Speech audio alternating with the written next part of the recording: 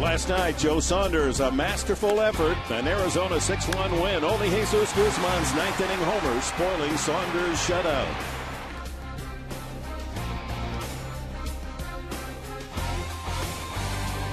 The Padres' Corey Luebke, the Ohio State Buckeye, gets the start tonight. The lefty has a stingy 1.86 ERA as a starter.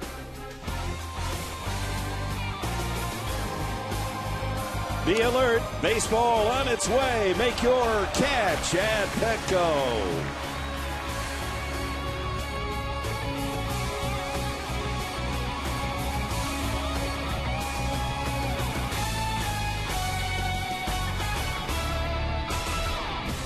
Beautiful Petco Park on a perfect baseball night.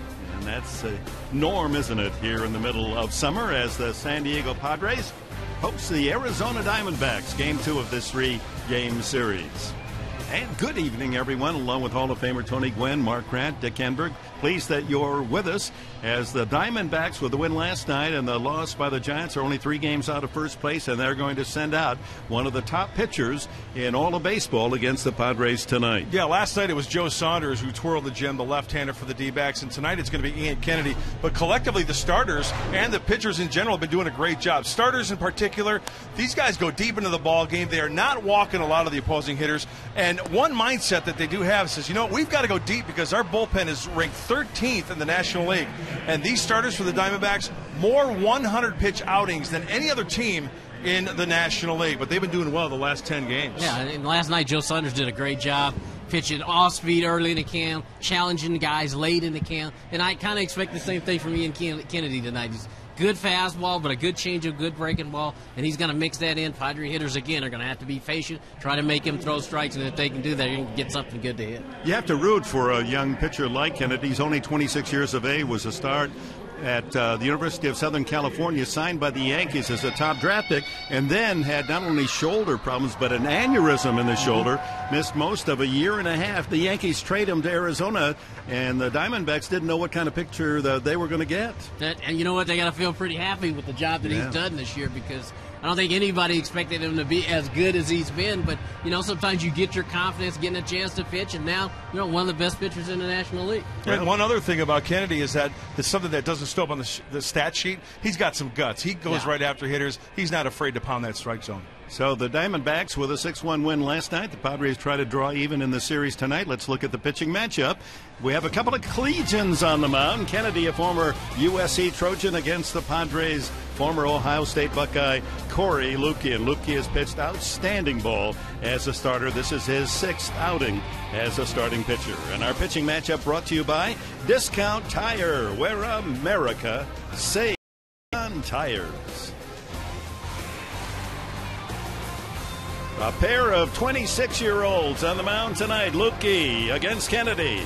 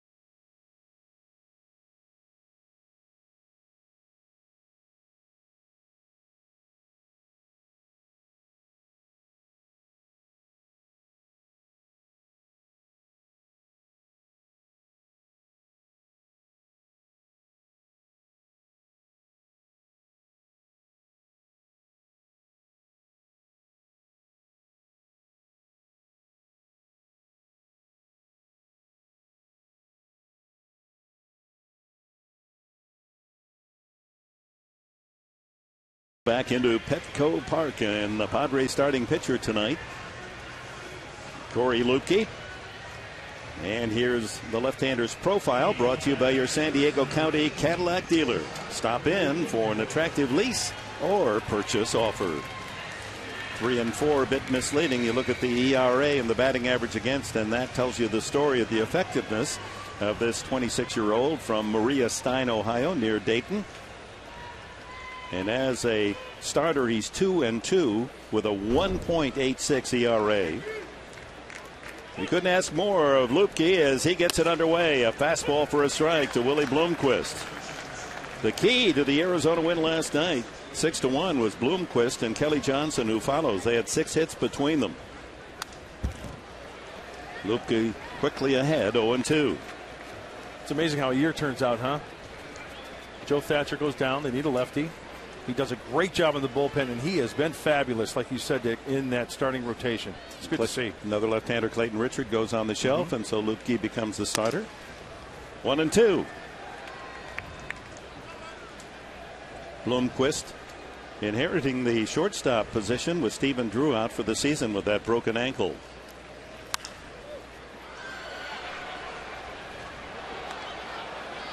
He's from Port Orchard, Washington. Arizona State, 33 years of age. Been around, primarily in the American League, Seattle and Kansas City. Played a few games with the Reds late last year. Pulls that foul. Well, the trade rumors continue to circulate, and we can happily report no one in this booth has been traded. Some would like a bat like Tony Gwynn's. And no Padre has been traded, but the rumor mill is thickening. Struck him out with high heat, 93 miles an hour. Let's look at the Arizona lineup of Kirk Gibson, brought to you by the Prize Patrol, presented by Jerome's Furniture. Text winning to 269-411. Johnson follows Bloomquist, then the brilliant 23-year-old Justin Upton. Chris Young hits cleanup. Montero, tough left-handed bat. Catcher bats fifth. Xavier Nady, the former Padre at first base, will hit sixth. Cody Ransom, just acquired, will bat seventh. And Colin Cowgill, just called up in left field, bats eighth. Kennedy, the ninth hitter. Working quickly, Lupke, and jumps in front 1-2 to Johnson. His triple in the third inning last night, knocking in the first run of the game. Bloomquist, who had singled, and then he scored on Upton's sacrifice fly, and that's all the D-backs needed behind the pitching of Joe Saunders. You know, it's going to be interesting, and the chess game is going to start, because with the acquisition of Carlos Beltran by the Giants, what will the Diamondbacks do to counter, if anything? Yeah, they're buyers now. When last year they might have been regarded as sellers. Ground ball, 2 hops, and Kyle Blanks at first makes the play. Blanks part of the Padre defense that aligns itself this way tonight. Blanks at first with Hudson and Bartlett, the double play combination. Headley at the hot corner. MAYBIN in center. Ludwig and Venable on the flanks. Martinez for Rob Johnson behind the plate. Johnson's hand is not broken. That's the good news, but it's mighty sore. So not in the lineup tonight for Bud Black. Upton, all he's done is hit safely in 7 games. And in the last 4, 10 for 15, 11 runs batted in. Is that any good? So this should be video game numbers right there. I'm anxious to see this matchup, because Corey Lupke is just pounding the zone, going right out. And I don't care if a guy's hitting 380 or 180.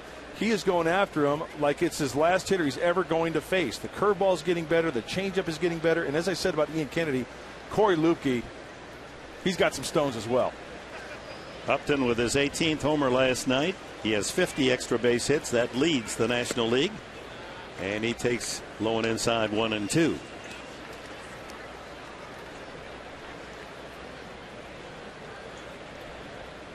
D-backs are 9 games over 500 starting play tonight. That matches their season high. They're 3 behind the Giants. The Giants have just won in Philadelphia, 2-1. Matt Cain. Cole Hamels, that was quite a pitching duel in that ballpark, a 2-1 game. 2-2 now to Upton. That one slap foul down the right field side into the bullpen area and out of play. Mark, you were asking, what the Diamondbacks might do.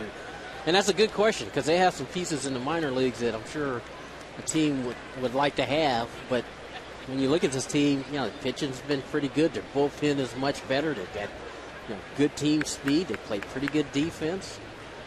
That's a good point about their defense.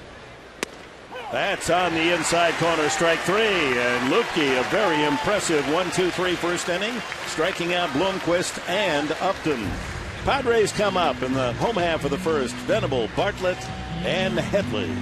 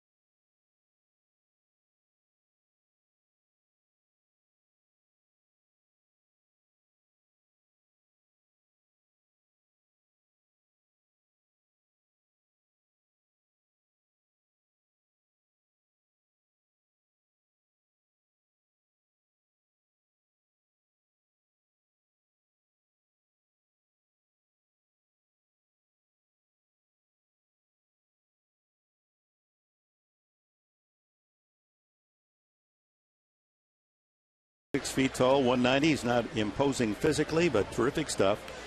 High school ball up at Huntington Beach High School, where his teammate was Sean Smith, the outfielder of the Colorado Rockies. We'll see him this weekend. Seth Smith, rather.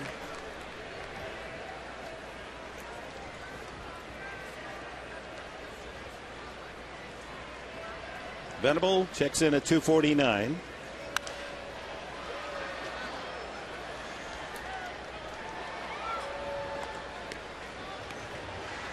Three home runs, 16 runs batted in. I think these Padre hitters are going to see some strikes tonight from Kennedy because he is around the plate. He's a strike thrower, free and easy delivery, tops out about 92 with a fastball. He throws a slider, a change, and a curveball. 12 previous innings here at Petco, he's not allowed a run.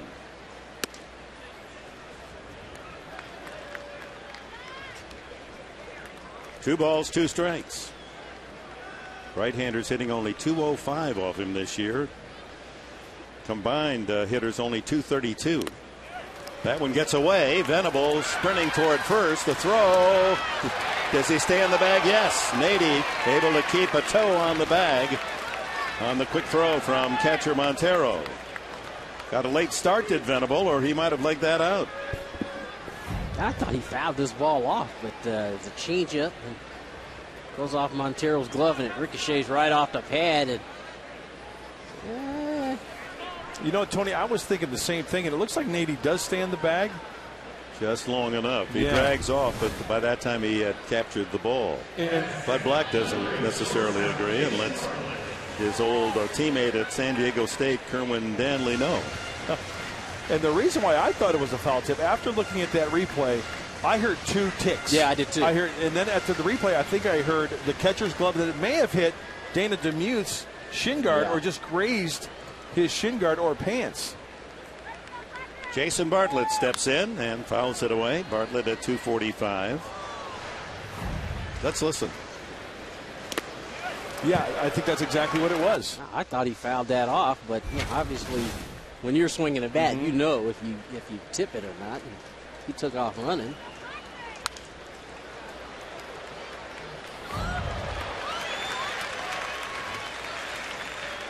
Now he missed it. Yeah, and it hit Montero's glove, and it hit Dana DeMuth's shoe and shot off behind home plate.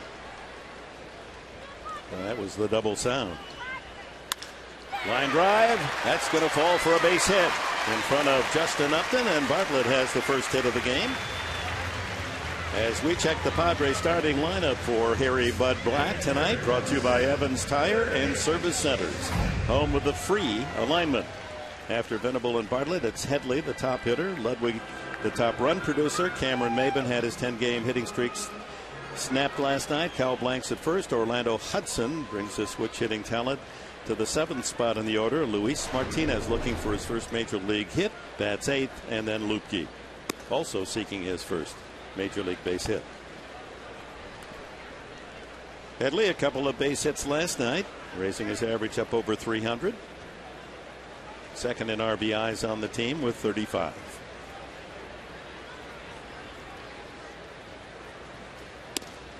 That's on the inside corner as Kennedy throws him a good changeup. There he is, going soft early, Tony. Just like I was just getting ready to say, just like Saunders last night. You know, guys get on base, and boy, the fastball's been low 90s now. Mixing in the changeup, I'm sure he's going to mix in that breaking ball and that slider. There's his slider almost has a cutter break to it. Yeah. It's not one of those like a 2 to 7 on your clock that has that tilt to it. It's more of a 3 to 9. Yeah, and because it doesn't change planes that much, I would call that a cutter. And that's what he just threw Headley right there as he fouled it off. Bartlett with 21 steals has his lead. Padres still the leaders in the majors with 110 stolen bases, 8 ahead of 2 American League clubs. Kansas City and the Yankees have 102. Alan Trammell down dugout of the D-backs, the bench coach for Kirk Gibson.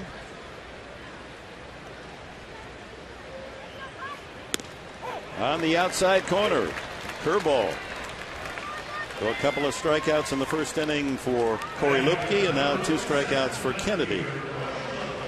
Defense brought to you by North County Cadillac, customer service at a whole new level. Ransom, Bloomquist, Johnson, and Nady on the infield. Third to first, Cowgill, Young, and Upton in the outfield with Montero again behind the plate for Kennedy. Ludwig, 11 home runs, 62 runs batted in. Still among the top 10 in RBIs, despite the fact he's in a lineup that doesn't protect him much, just as Adrian Gonzalez had little protection for the last couple of years as a Padre and still delivered. Adrian, a couple of more RBIs tonight.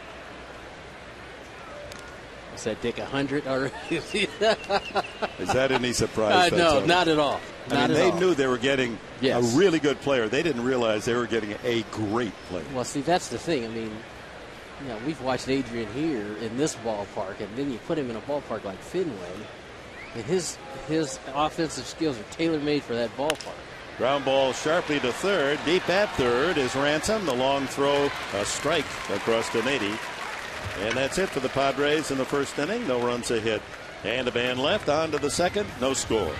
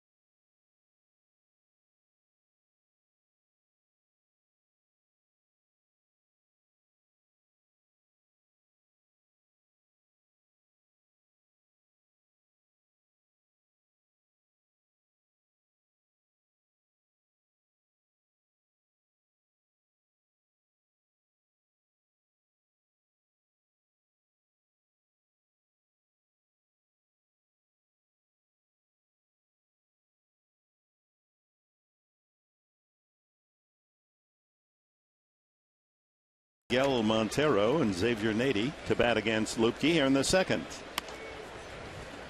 Young, 254 average, 16 home runs and 14 steals. Power bat with A+ legs, and that's also true of Justin Upton. Two young players that can hit the long ball and steal you a base as well. 2-1. He leads Arizona in runs scored and most walks, does Young. Of course, hit for the majority of the season in the cleanup spot, and because of his home run power, Kirk Gibson deciding to move him down behind Upton, and that protects Upton. Yeah. Pretty good 1-2 punch. 2-2. High fly ball, shallow. Ludwig coming in, and the left fielder has it. Padres and Espanol, presented by the Ascot Shop in La Jolla, serving San Diego with fine men's fashion for over 60 years. A big sale there in La Jolla on Girard Avenue this weekend. Take advantage of designers like Hickey Freeman and Robert Talbot. Montero, one of the better hitting catchers in all of baseball. In fact, he leads all National League receivers in most extra base hits. Had a double last night, his 37th extra base hit. That would lead the Padres. And you can see we made the point last night. This guy does not get cheated. No, does not. And he loves the fastball. I mean, a lot of the big league hitters, and Tony, you can attest to that, they like the fastball. Can they make the adjustment on the breaking ball? If you bounce one when you're ahead, I think he'll chase. Slices that one down the line, foul. Well, let's see what Corey Lupke does here after having been the hole 1 and 2. And Montero can look immediately behind him and find someone who understands him well, speaks his language. Montero and Martinez, the Padre catcher, grew up together in Venezuela, and they competed against each other. That's a strike, high strike called, and 3 now fanned by Lupke.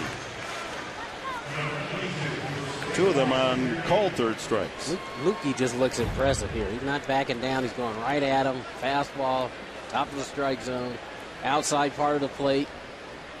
Well, you don't get that call very often, but that's a good strike. That's a pitcher's strike. I agree with you. That's a ball you want to be hitting. You want to be swinging at that one. Xavier Nady, 253, much traveled since the Padres picked him out of the University of California, Berkeley. Traded to the Mets. He was selected by the Padres in, what was it, 02? No, 2000. In 2000 in the second round. And traded to the Mets for Mike Cameron in 2005. Yes. Ground ball toward the hole. Bartlett has a long jump throw, and he can't get it there in time. Even had Blanks scoop that low one-hopper, Nady had beaten it out. Good effort by Jason Bartlett, but too far away from first base for that long jump throw. This is only play. It's try to get rid of it and be accurate. I think Nady's going to beat it out, even if that ball got to him in the air. But you know, that's the only way he's going to have a shot at even making a play at him. Well, to get that much on that throw when you're up in the air is just very impressive on Jason Bartlett's part. And a nice try by Kyle Blanks trying to pick it. First hit for the Diamondbacks brings up third baseman Cody Ransom. Only 5 at bats for this 35-year-old veteran from Chandler, Arizona. 0 for 5. Been with San Francisco, Houston, the Yankees, last year Philadelphia. Lifetime 227 hitter. Not much power, only 9 career home runs.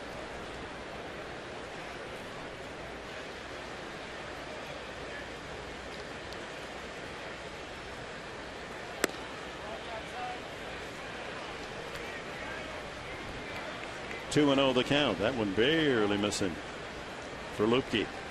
That was a nice little back. Looked like a cutter or some type of slider, didn't it, Tony? Looked like a strike. just call it what it was. It looked like a strike.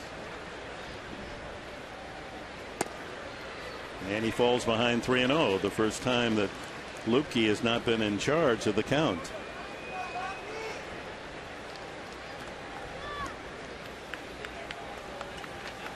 Rick Renteria, the bench coach, flashing signs to Martinez. He'll flash signs as far as pitch outs, throw overs, that type of stuff. High and no call. So infield hit and a walk for the D-backs here in the second. They have a man in scoring position for the first time, and young Colin Cowgill, first major league at bats last night, went 0 for 4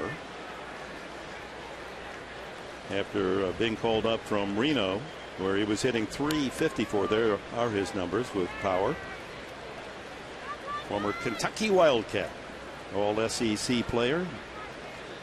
Grew up in Lexington, went to high school and college in his hometown of Lexington, Kentucky. Well, you grew up there. You better go to Kentucky, right? That's bluegrass all the way. Oh, yeah. Time called by Martinez as Lupke, after walking Ransom, has missed on the first pitch to Cowgill. Well, part of the maturing process for any pitcher, especially a young guy like Corey Lupke, is bouncing back. 5 guys he faced, 5 outs, and then that infield, he got his ground ball, right? Just didn't happen to be at one of his infielders, directly at one of them, and then the walk. See if he could bounce back here. 2 on, 2 out for Arizona. That one had a lot of movement for a fastball. Hey, we're getting some looks from these hitters, too, as far as after called strikes. They're kind of, I'm not sure about that. But Dana DeMuth, hey, he's liberal with the strike zone. Make the guy swing the bat.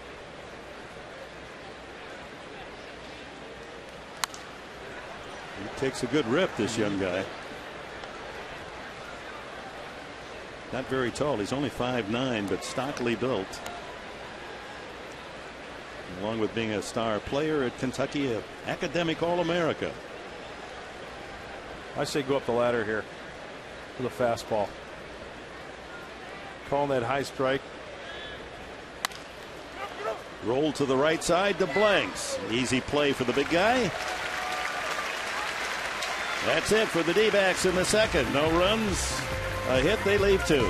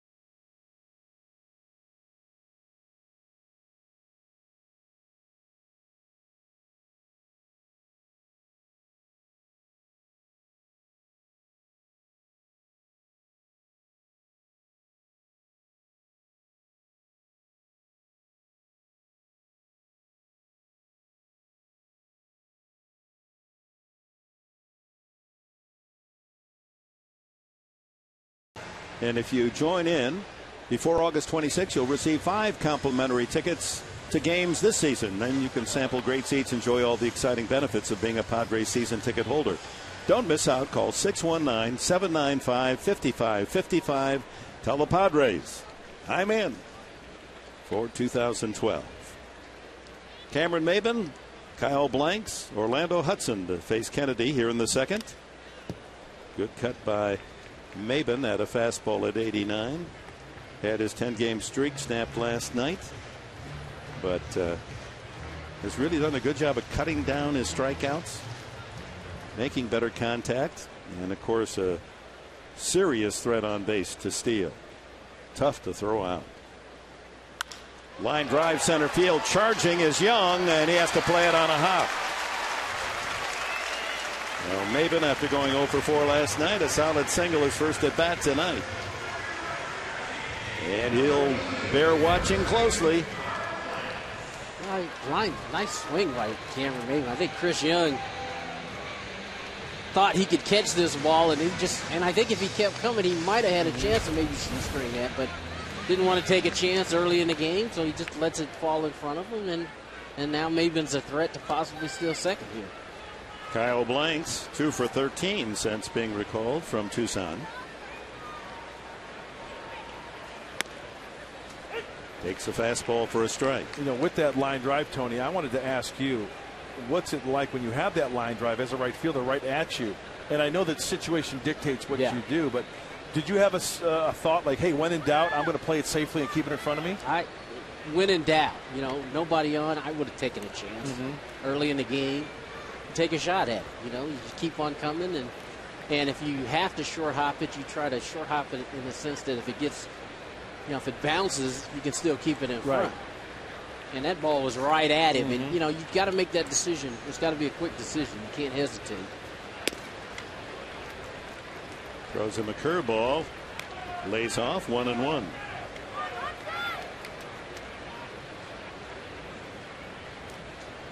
Blanks came up, and Anthony Rizzo back to Tucson. Rizzo, by the way, the last couple of nights hitting the way he did the first couple of months of the PCL season. 2 home runs for Rizzo and 7 for 9. Now he's getting his swing back. Well, that's a good sign. Yeah, it is. Because, Tony, you know, there are guys who go to the minor leagues. They've got a bitter attitude. Not the case with Anthony Rizzo. In fact, when Buddy said he was sent down, he said he took it like a champ. He knows what he's got to do when he goes down there, and it's nice to see those numbers being put up. Basically, you just got to get back to work and find your stroke. And hopefully you find it, and when you come back, you're better prepared. MAYBIN with 22 steals to lead the club.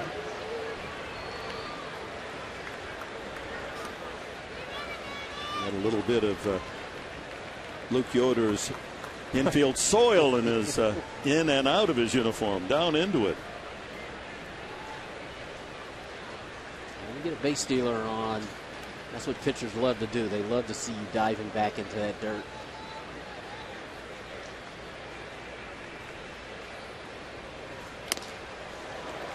.92, so a little more velocity on that fastball. Pretty good velocity on that fastball with the slide step as well. Kennedy's got the slide step going, nice fluid motion, and like Randy Reddy said, that fastball will sneak up on you. It looks like it's got that high life to it. It's like tough to lay off. Last night, he's going to elevate that fastball and make it difficult for you to get on top. Kennedy last year won 9 games. That was the high for Arizona pitcher, already with 11 victories this season. 11-3. Low and inside, 2-2. You know, last year the Diamondbacks wanted to shut down this kid Kennedy because he was getting up there in the innings pitch column. You know, is that old adage, you don't want to, you know, double up innings. But he said, you know what, I want to go the long haul. I want to see what it's like to go the long haul from start to finish. It's kind of the old school way. Yeah. That's how you figure out. Ball hit to right center, but not deep. Upton. Oh my, Young cutting in front of him. It had to be a bit of a distraction, but Upton able to squeeze it for the out. Orlando Hudson, of course, has taken a ton of ribbing, not only from fans, but teammates and the media after his play last night, forgetting how many outs there were and flipping the ball away, and it cost the Padres a run and a couple of base error. But he says, hey, nobody's perfect. You just got to come back and do better the next time, and that's the best attitude a ball player can have. We touched on it a little bit last night. It happens to everybody. You forget sometimes how many outs there are. And a chance to make amends tonight. Hitting from his softer side, left-handed, only .228. 40 points higher right-handed.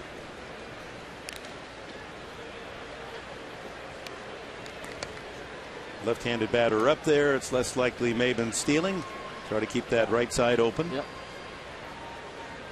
Big advantage the left-handed hitters have. Yep. I think they had to force third baseman to hold the runner on whenever a runner gets to third, so the right-handed hitter has the same advantage. Now, see, it's hard, though, because this situation, Kennedy knows that Hudson's got that big hole between first and second, and, you know, most left-hand hitters are going to try to take a ball and hook it in the hole, and so, like Kennedy did on first pitch, you're going to try to keep the ball away from him. And actually, if you just jump out there and try to hook it, that's the easiest ball to hit in the hole. That'll curl foul down the left field side. Pretty good depth. And from a pitcher standpoint, that's what I'm thinking. I'm thinking two-seamers away. Yep. Try to keep that ball, get a nice grounder to my third baseman Ransom, or maybe to Willie Bloomquist, so you can try to turn two. Take a shot at turn two, exactly. And then maybe with two strikes, maybe you make him chase in the dirt with the breaking ball, or go up the ladder and have him sky something.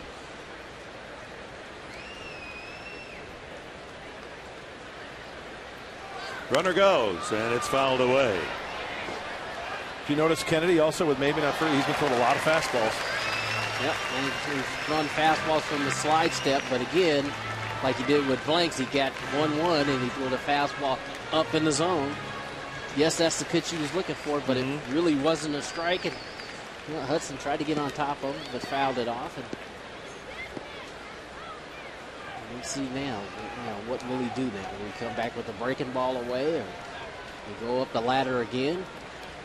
You go to first. No surprise there. Well, I'm just guessing. I'm thinking maybe something away. Maybe that slider, that backdoor slider away.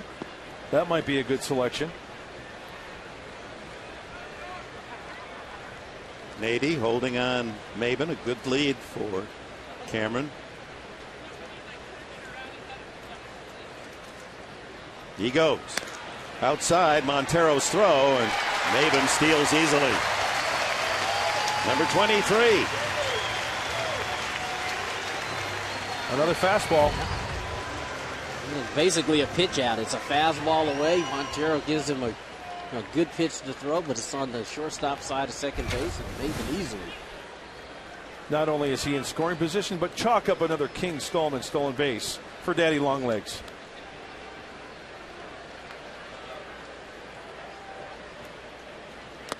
In the dirt, and on the changeup, the count goes 3-2. Chance for Hudson to give the Padres the early lead. 34-15 when they score first.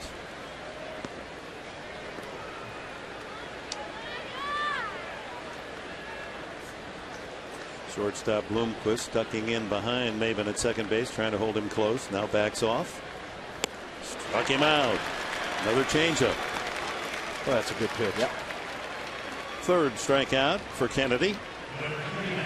Well, we're going to take a look at Ian Kennedy, how we went about getting Orlando Hudson via the Carl's Jr. pitch track. We noticed a lot of fastballs away, up the ladder. Now he hasn't thrown a breaking ball yet. There's the stolen base.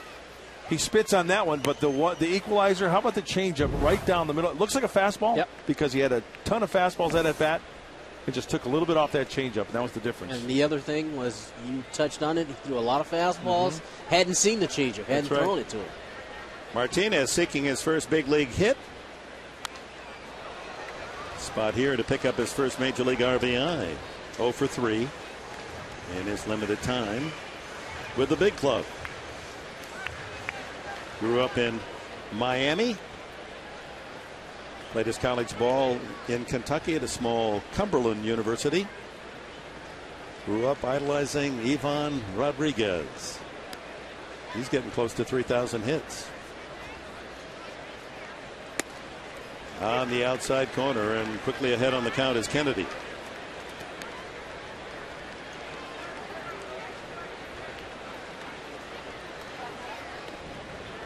Martinez, a .327 hitter at Tucson.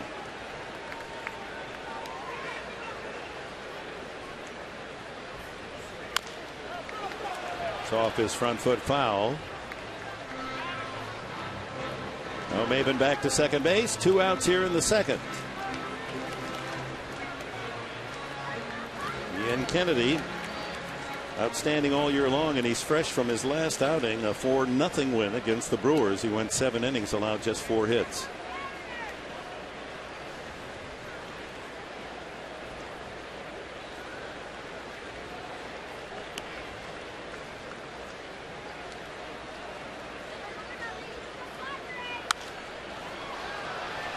Goes inside. A little more on that fastball, 93. That's tops for him in the first couple of innings.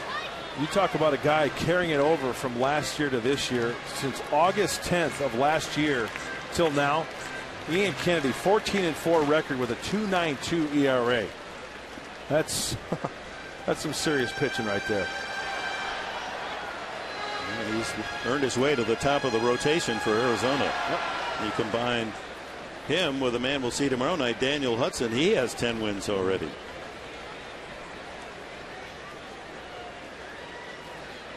Ground ball up the middle. Can't get it through as Johnson makes the play. Is he there in time? Yes. MAYBIN streaking for the plate just in case. And Martinez just nailed on a close play at first. Johnson to Nady.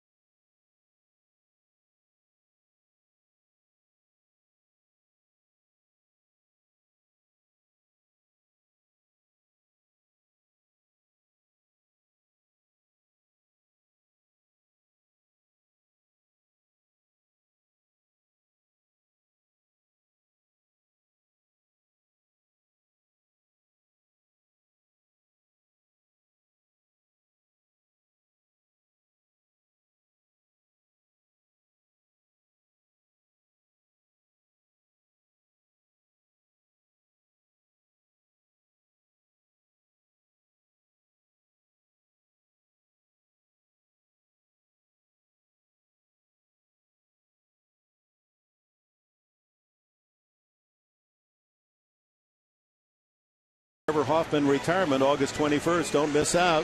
Historic once in a lifetime as the Padres honor the all-time saves leader Trevor Hoffman. A special retirement ceremony Sunday, August 21st, following the 105 Padres game with the Marlins. Still some tickets left. Get yours. Ian Kennedy, the pitcher, and then the top of the order against Lupke here in the top of the third. No score. Kennedy 3 hits this year. Pops it up on the right side, angling over and calling for it is Hudson. Don't throw it away. Well, it's okay. You can throw it away now.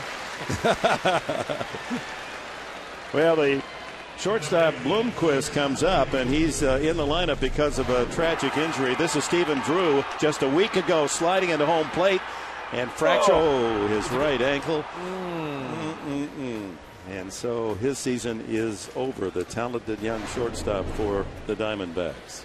So Bloomquist taking over and filling in admirably so far, hitting .286. You know what? I was going to mention something about if you've got a weak stomach, that's something maybe you should turn away. But we've heard of guys putting their shoulder back into place. How about Stephen Drew? Fly ball right field. Venable camped near the line. Bloomquist out, 2 away. Was that unbelievable? Guy put his ankle back into place. Well, momentarily. Yeah. Well, yeah, but I mean, it was, you know, it reminds me of Moises Alou, yeah, Jason Kendall, Robin Ventura. Something about that slide at home plate into that catcher's equipment. You can catch it on the lip of the plate sometimes, even though it's beveled, so you don't have that problem. And of course, the reverse side of that, Buster Posey, taking that roadblock football hit, knocking him out for the year. Johnson grounded to first. His first at bat. 1-1. A rare breaking ball from Lupke. A slider misses inside. Well, this was a good pickup 2 years ago for the D-backs. Johnson brings a lot of home run stock. Works the count to 3-1. He's not a big guy either. You look at this Diamondback team. Justin Upton's the guy that when you see him, you think, yeah, he's a guy who can hit the ball out of the ballpark. But Johnson, young. Broken bat looper right to Hudson. 1-2-3 go the D-backs in the third. Middle of the third inning here at Petco Park. No score. It'll be Lupke, Venable, and Bartlett coming up for San Diego.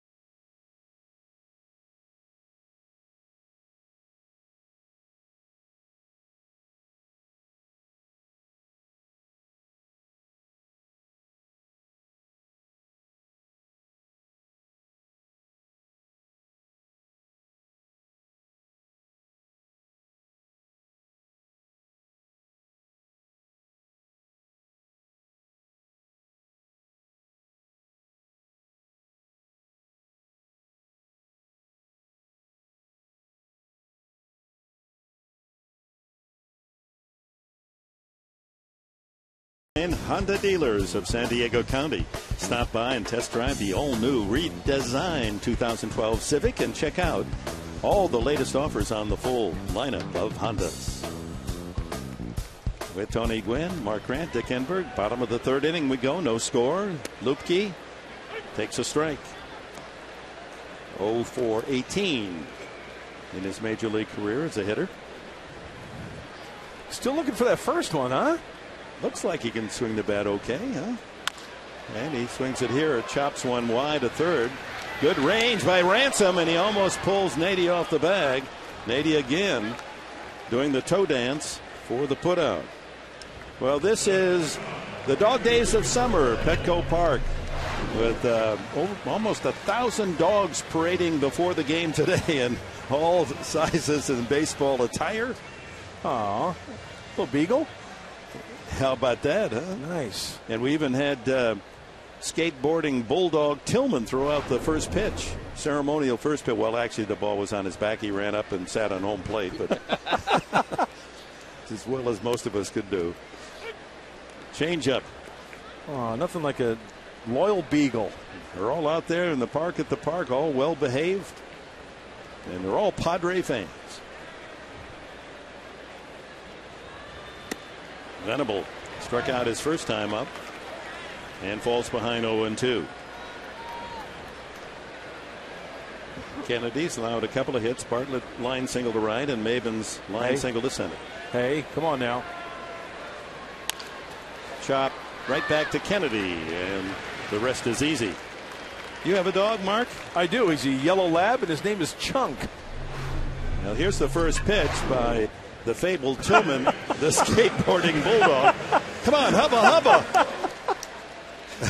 The ball on his back, and all right. Job well done. It was right down the middle. And a little playful dog fun out in the park. 2 away here in the third, and Jason Bartlett steps in. Pops it up. Shallow and right. Upton takes care of an easy 3 up, 3 down inning for Ian Kennedy. Needed only 6 pitches to retire the side in order. No score after 3.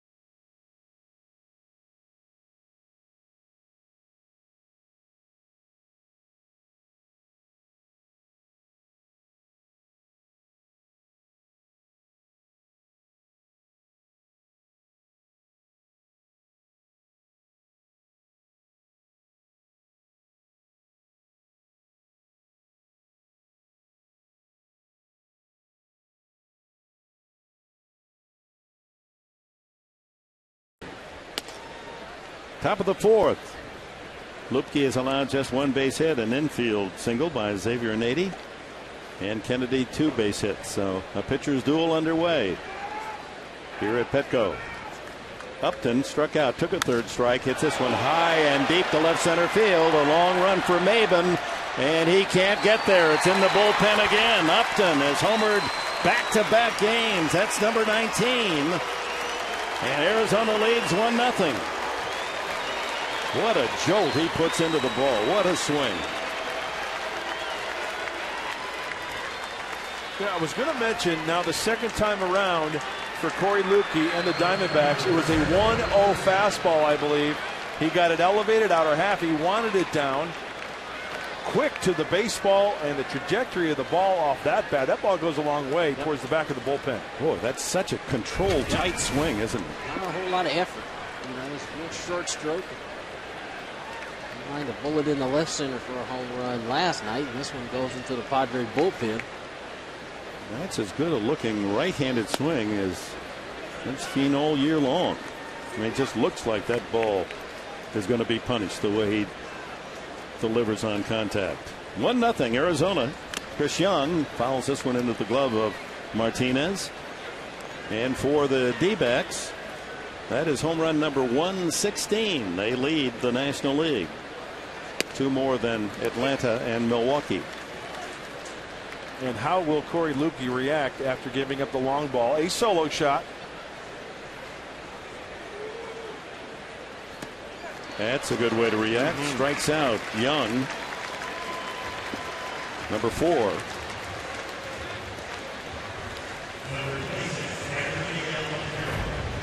Looked like a slider, Tony, down and in. Breaking the ball down and in. Chris Young goes over the top of it. We were talking early in the game about him going right after hitters, and he's going to have to mix that breaking ball with him. Mix his changeup a little bit in there. By the way, the home run by Upton was only the 4th allowed by Lupke, as he's taken over one of the top starting roles. He struck out Montero the first time. Yes, he did.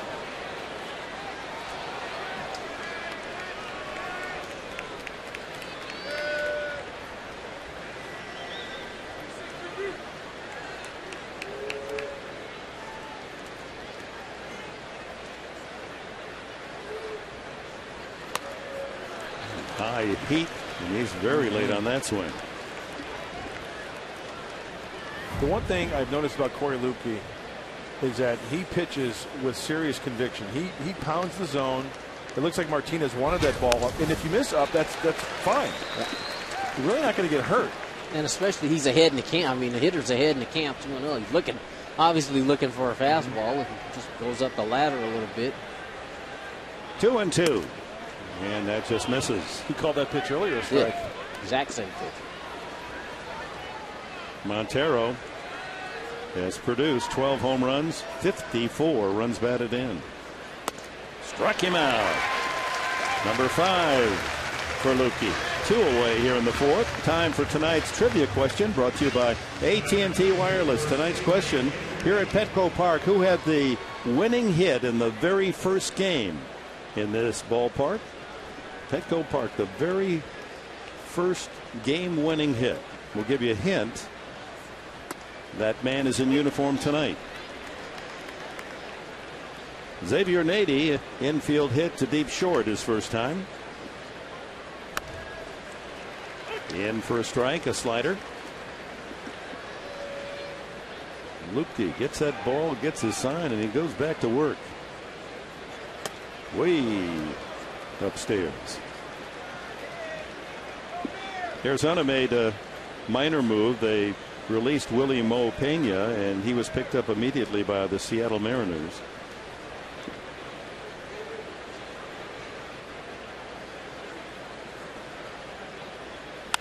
Ground ball, same spot. Bartlett's a little closer to first, and he throws him out. But in the inning, Justin Upton homered last night. He homers again tonight, and the D-backs lead 1-0.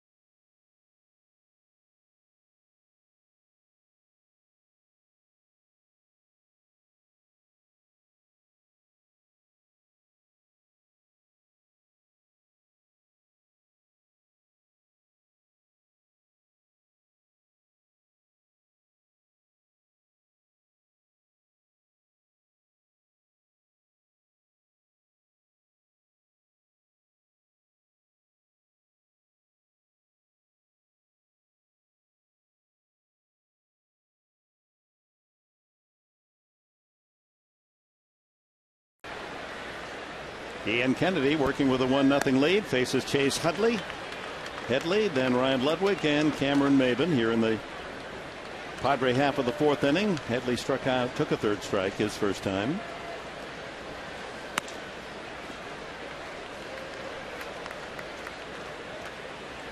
Headley, like Hudson, stronger this year hitting right-handed, a .366 average against left-handed pitching, but .275 against righties. Changeup. 1-2. Oh, what a beautiful pitch for anybody. Right, Tony Gwynn? It's a good pitch, especially when it's down. Slider. Maybe a curveball that time.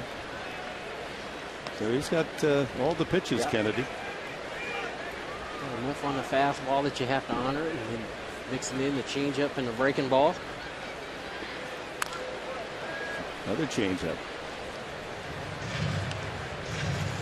Tony can pick up the changeup with the best of them. That was the one pitch that, you almost have to have some guts to really sit on it, especially, when you're behind in the camp. But, Kennedy likes. And he comes back after a couple of changeups with a 94-mile-an-hour fastball, strike 3.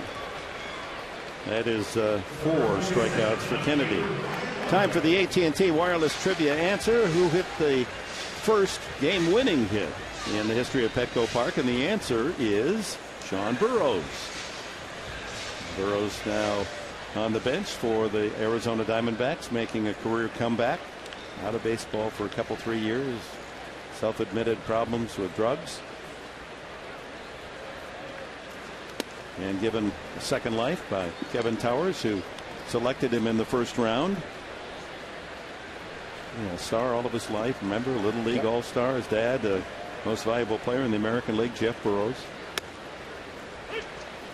1-1 to Ludwig. And in that game against the Giants, David Aardsma, he scored Khalil Green, and the Padres won 4-3.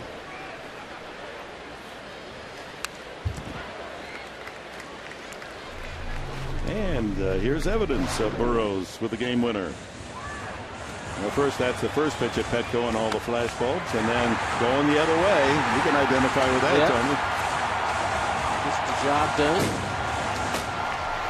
Burroughs offensively is a lot like Chase Headley. Headley's a switch hitter, though, but not a lot of power, more of a line drive type hitter. And another strikeout for Kennedy. On the breaking ball, Ludwig goes down. 5 strikeouts. It is really good to see Sean Burroughs back, not only in uniform, but at the big league level. Last time in professional baseball, 2006 with the Rays. Little time at Tampa Bay, and then most of the year in Durham AAA. It's been quite a road for Sean. Nice article in the UT today as well. He's still young. He's only 30. Exactly. So much was expected of him. Padres thought the way he hit the ball going the opposite way, they had the next Tony Gwynn. Things collapsed in his life, had an injury, and wandered away from good health. But he's back, and good on you. MAYBIN fouls that one off. The mask of plate umpire, Dana DeMuth. Single to center field his first time and stole his 23rd base. He had stolen in 6 consecutive games until last night when he was hitless. No opportunities, obviously. There's the changeup, and MAYBIN goes down as Ian Kennedy strikes out the side in the 4th inning. He's now retired 9 in a row.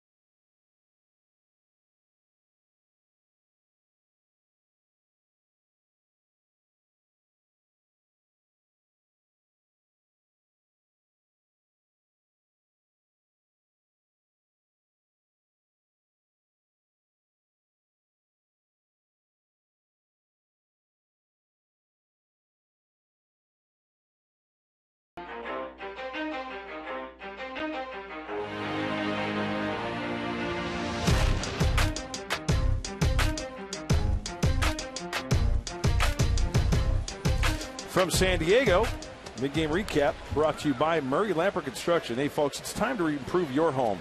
Visit MurrayLamper.com to see their work, get remodeling tips. Hey, meet the team and schedule a consultation. MurrayLamper.com. Dick? Man, the way you sell that, how can you argue? Yeah. Got to go for it. People are on the horn right now. Cody Ransom is the leadoff man here in the 5th inning. He walked the first time. Then it's Cowgill and Kennedy. Bottom 3 in the order for Arizona. High fly ball toward the line and right. Venable cruises and catches. Well, the interesting things, curious plays in baseball on this day in history. And Mud, I know you love to analyze how certain things would happen. It's part of the passion for baseball. Mm-hmm. How do certain crazy things happen? In 1947, Jake Jones was safe on a triple that went 60 feet. Now, how could you do that? A 60-foot triple.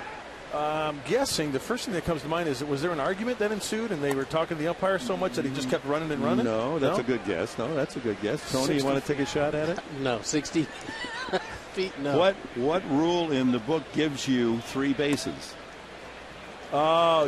Somebody did somebody throw their glove at a batted ball? That's right. Okay. Fred Sanford, the St. Louis Browns pitcher, the ball was rolling up the third baseline 60 feet and was right hugging the line. He didn't want it to go fair, so he threw his glove at it. It became a 60-foot triple. Wow. Fred Sanford? You big dummy. What was he thinking? I'll tee up another for you. I mean, there's more coming, folks. We get worse, really. 2-2. Chop. Foul. Cowgill grounded to first his initial at bat. So a 60-foot triple for Jake Jones. And here's one for you. 1998 on this date. Tyrone Horn. I don't think he made it to the major leagues. May have. Tyrone Horn for the Arkansas Travelers. Okay. Now get this against San Antonio. Tyrone Horn is the only player in professional baseball history, not just major league history, professional baseball history to do this. Hitting act. Foul back again. Good cuts by Cowgill. Mr. Tyrone Horn hit for the home run cycle. A solo, a 2-run, a 3-run, and a grand slam. That's impressive. Wow. Is that a day at the ballpark? That is right there. Struck him out, and Lupke has 6 strikeouts. So it's become a contest between these 2 starters, both men with 6 strikeouts. Ian Kennedy popped to second his first time. You know, according to my math, and I'm not good, that's 10 RBIs, right? 10 RBIs. 10 steaks. Hey, how about Corey Lupke bouncing back after that solo shot off the bat of Justin Upton? Nicely done by the young left-hander. Right back to his glove on line drive off the bat of Kennedy. 1-2-3. The Diamondback story in the 5th. We've reached the halfway mark in this one. 4.5 in the book. Arizona 1-0.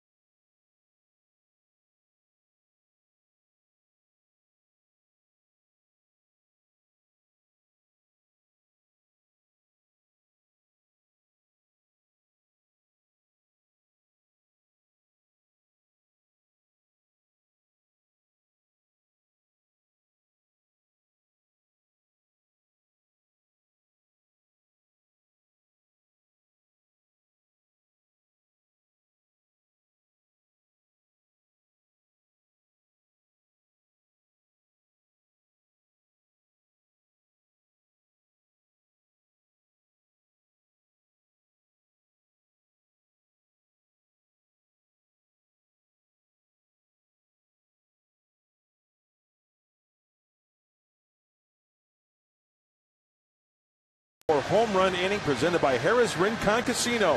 If a grand slam is hit this inning, you could win $44,500. Get online and register at 4sd.com. Yes, sir, you heard it right.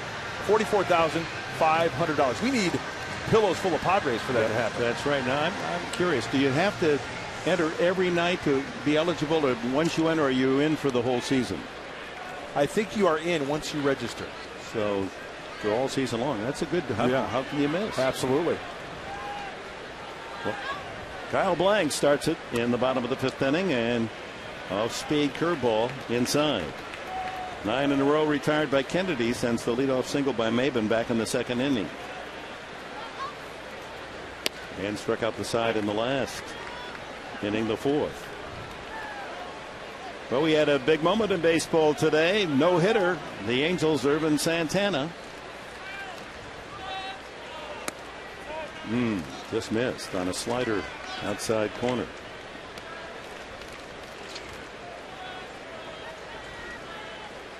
Two and one to Blanks. That's on the outside corner. Well positioned fastball. Free and easy motion from Kennedy. Extremely confident with his location and the pitches that he's throwing.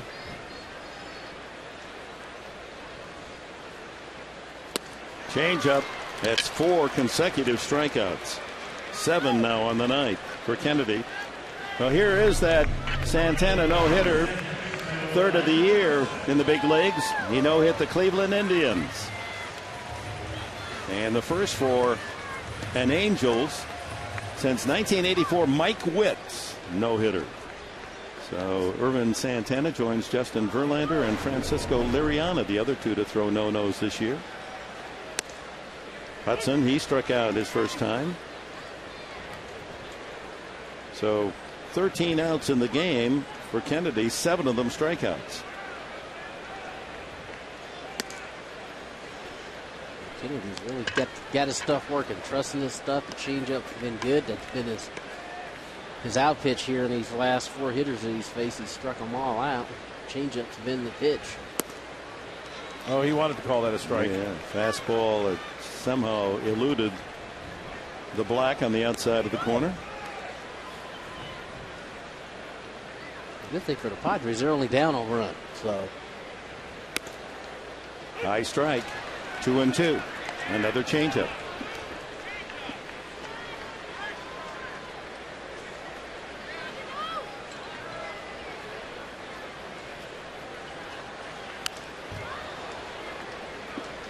Well, he is mixing it up nicely, hitting his spots very well.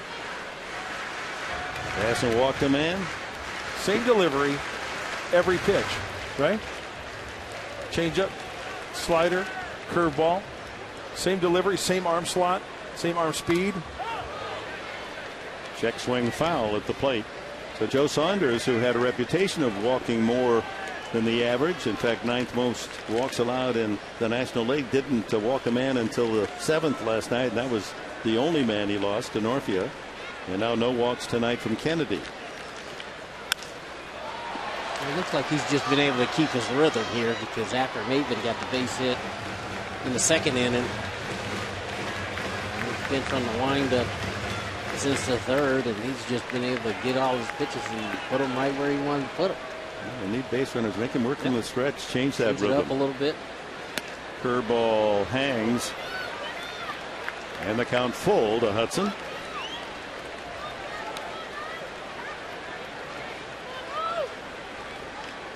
He's thrown all of his pitches for strikes. As a hitter, you really can't guess. Fouled away. 3-2 changeup. Okay, so Tony, you're hitting right now. Let's just play the guessing game. Not guessing. I'm going to see it. I'm going to see it out of his hand. I'm not going to guess, because he's thrown all his stuff for a strike. The changeup, the fastball, the breaking ball. So you can't guess. You just got to react to what he's going to throw. Let him dictate the action here. You're Superman. With those eyes. That's what you do. I mean, you know. How many guys could actually do that, though? How many guys can trust themselves enough to do that? You know, today, with today's game and the velocities that you're seeing, guys are committing to pitches before they're thrown. You still have to see it out of his hand. And there's the first walk of the game allowed by Kennedy. Finally, he has to go back to the stretch. That's a great at-bat for Orlando Hudson. He fouled off a bunch of pitches. And sometimes against a guy like Ian Kennedy, who's throwing all of the stuff for a strike, that's what you have to do. You really have to kind of let him dictate the action, not go up to the plate and have a preconceived notion. 11 pitch at bat for Hudson. Well earned his walk. 1 out. Brings up Luis Martinez, grounded to second his first time.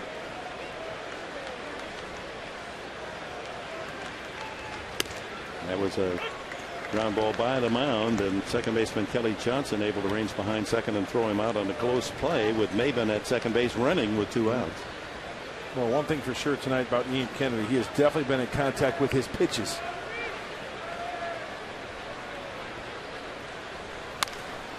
Out of play.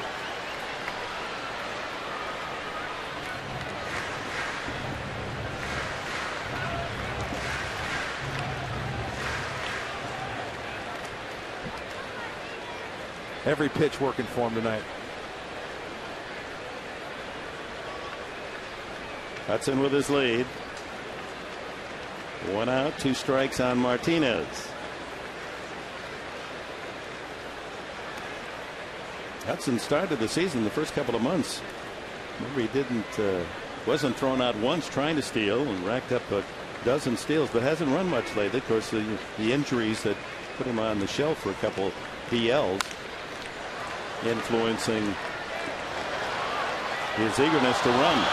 That ball caroming and cascading all the way downstairs before catch made down behind the Padre dugout.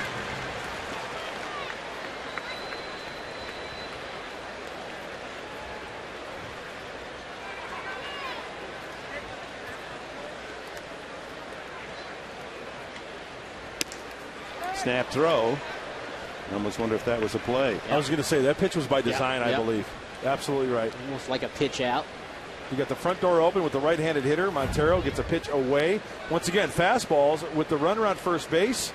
Turn that shoulder, square up. Count 0-2, so you can waste that pitch.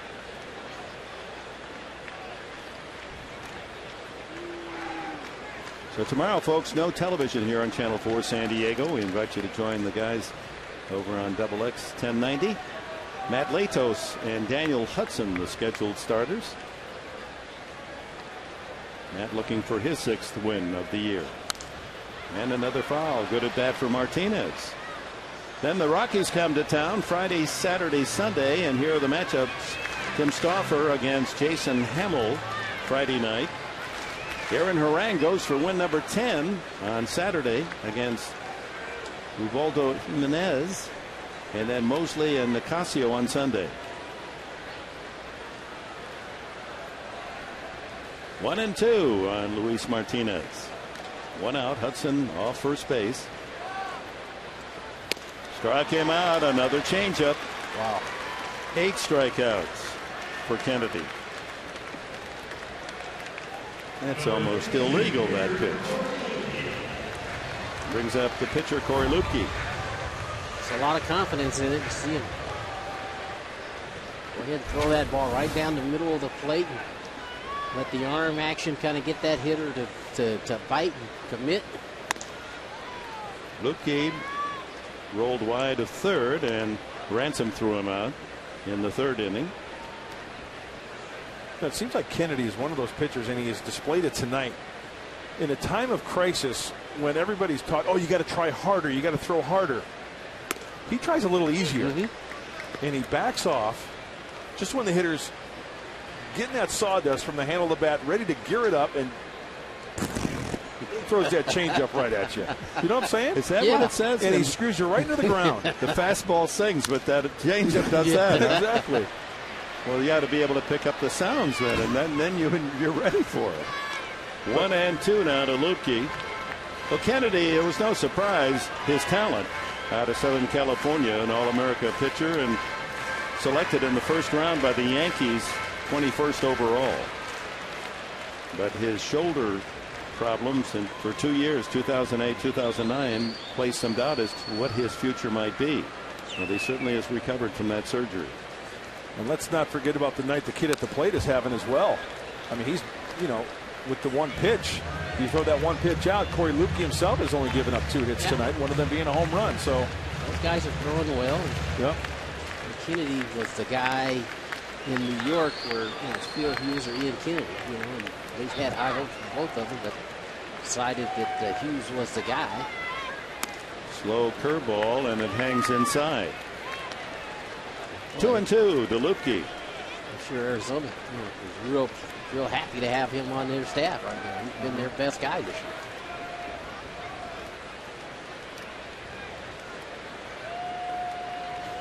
Ground ball sharply up the middle, and glove by Bloomquist, and he gets the put out at second.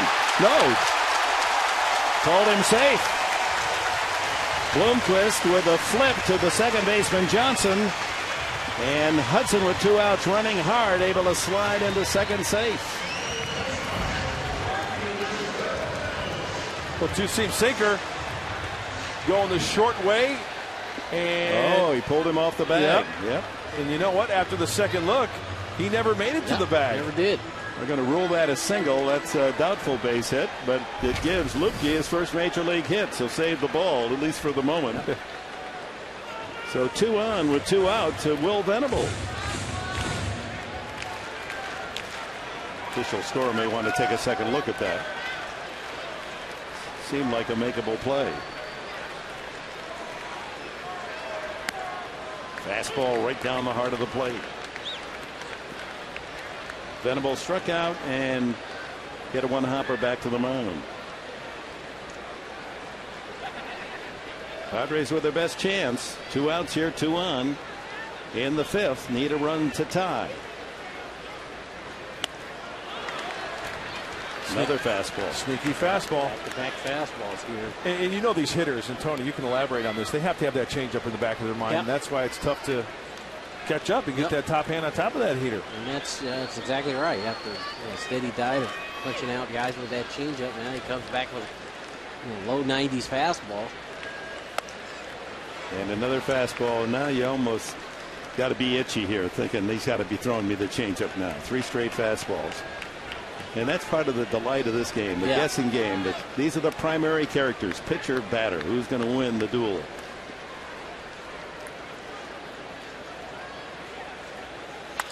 Hit well to right field, toward the PETCO porch. That goes Upton. Can't get it. Here comes Hudson. Here comes Lupke on a triple by Venable. The Padres lead 2-1.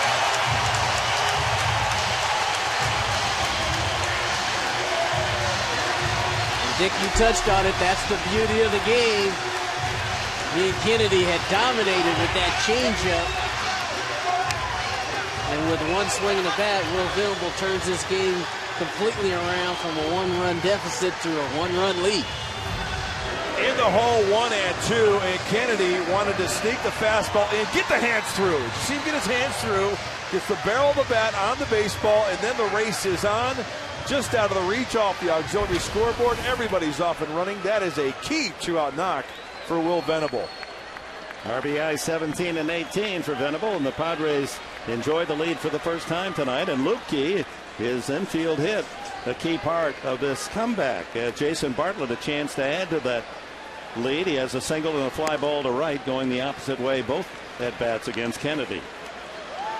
He had made many mistakes, Kennedy, but he got that one in a good spot for the hitter, Venable, and he crushed it to right. Just missed the home run and just missed the glove of Upton.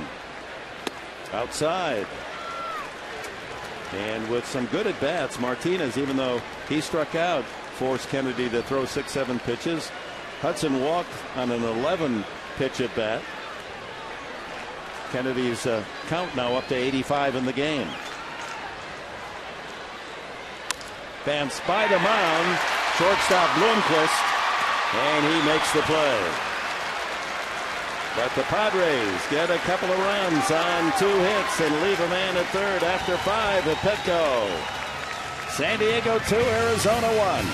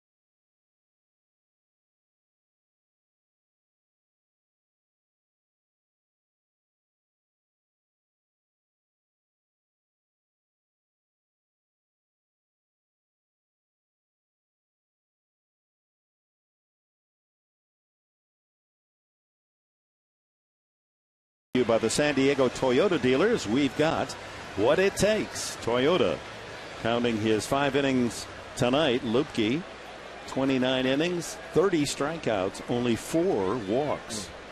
Such good command for a young guy. That'll get it done. Absolutely.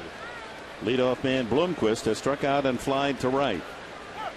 You know what that stat tells me? And we look at some pitchers who throw a lot of strikes and get knocked around because they're bad strike. That tells me that Corey Lupke is throwing good quality strikes. Yeah. Justin Upton's leadoff homer in the 4th, the only run for the Diamondbacks. Their only other hit, an infield hit by Nady. Going back to that last inning for Kennedy, was really breezing along. Had retired 10 men in a row before the walk to Hudson. Infield hit Lupke and then the 2-run triple. Bloomquist, and that one will kick foul. And then Kennedy had to pitch from the stretch. That was a 35-pitch inning for Kennedy. Well, good at bats by the Padres. Really started off by Orlando Hudson. 11-pitch at bat, fouled off some tough pitches, ended up getting a walk. Got to give Lupke credit. He put the bat on the ball and bounced the ball up the middle, and Johnson wasn't able to keep his foot on the bag on the throw. And just one pitch to Will Venable. He wanted fastball in. He got it elevated a little bit, and the one mistake Kennedy made, Venable made him pay, and the game was turned around in Padres' favor. 1-1 to Bloomquist. That's a 3rd triple of the season for Venable. Fly ball, shallow. Ludwig hurrying, can't get there. Bloomquist has the 3rd Arizona hit as he dumps one into shallow left. Let's take a look at the pitch to Will Venable. He wanted fastball in. See where Montero was setting up? He wanted it in. He got it up. Venable's right on it, and just 4 inches maybe was the mistake that Venable made him pay, and the game turns around to the Padres' favor. Leadoff man now on for Arizona here in the 6th, and Kelly Johnson the batter. Johnson grounded to first and jammed, hit a soft liner to second baseman Hudson.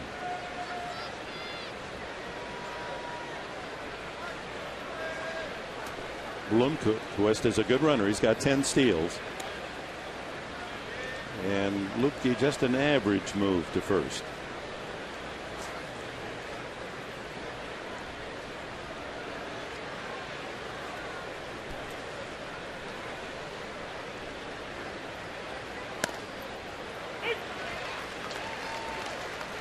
We'll have to get together with Clayton Richard and Wade LeBlanc and work on that pickoff move. Absolutely. Richard, by the way, just throwing some soft toss, and he's on the DL much longer than everyone anticipated. Everyone thought it was just, a little shoulder tightness, but apparently more serious than that. You forget that here's one of the regulars in that rotation. Lupke has filled the void. That when he does come back, will further strengthen the 3rd best pitching core in all of baseball. That goes with the best bullpen in all of baseball. Tough to take that pitch. Well, there's no question that's the Padres' strength to me is they're starting pitching in their bullpen. And regardless of what happens here during this, we come down the wire for the trade deadline, and they're still going to be in pretty good shape. Runner goes. They've got him picked off. Blank's throw and plenty of time. Went on the first move, but Bloomquist caught as Lupke held the ball just long enough. Leadoff man erased on the pickoff. Nice job by Kyle Blanks too. Watch him come out and get this ball. You see him come and get it. That gives him the inside lane to make the throw to second base, and he does a great job. Perfect throw. The Padres get Bloomquist. Bartlett with the tag. 1-3-6 on the putout. Line drive. Hudson is able to snare it. Just long enough on that left limb to reach out and take that one out of right field.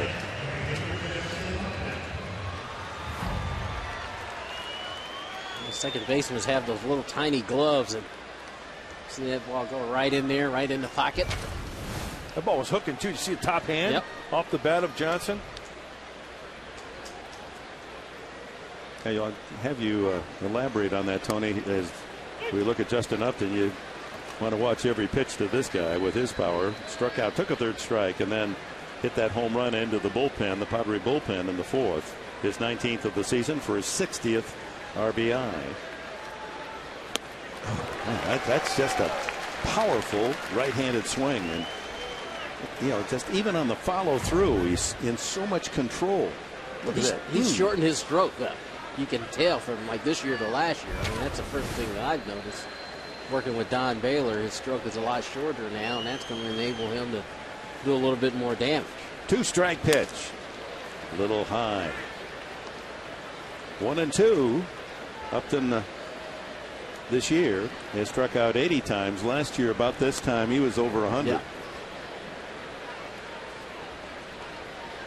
1-2.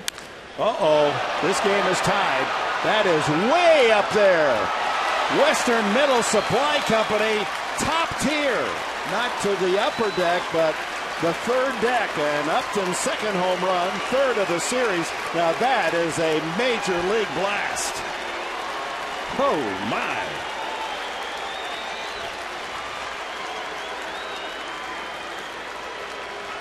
Well, he had him in the hole, 1-2, and it looked like a slider, Tony, that he tried to get down and in on contact. That's inner third, maybe, catching it out in front and keeping it fair. Again, short stroke. And that's the third deck right there. You don't expect to get a souvenir when you come take a seat up there. That's the longest we've seen all season long. Scattering the pate. Another amazing thing is with that swing of Upton, that breaking ball down and into a righty, keeping it fair. Ground ball back to the mound off Chris Young, and the inning is over. And thank goodness for Lukey's pickoff of Willie Bloomquist, because that would have been a 2-run home run by Upton. His pair of solos have tied it at 2.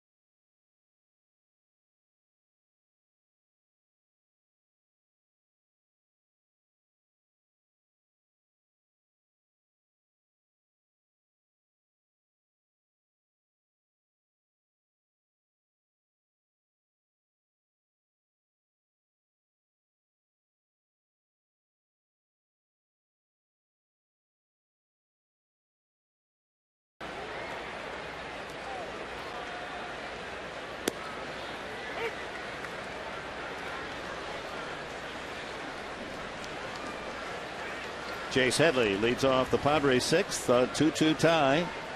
First pitch strike, and this one sliced down the left field line, hooking into the corner. That's a tough play, a fair, but foul by about 8-10 feet.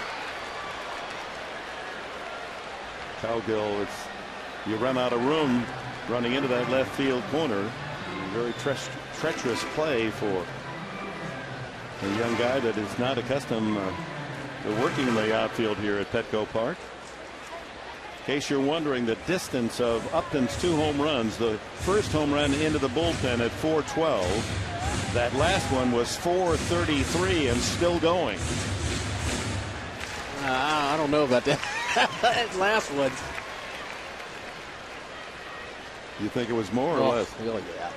That was going to be 450 plus, Yeah, wasn't it? that's what I mean. Maybe from where it was touched, it went 433, but that's one of those when you come back into the dugout, your teammates say, "Did you get it all?" Yeah.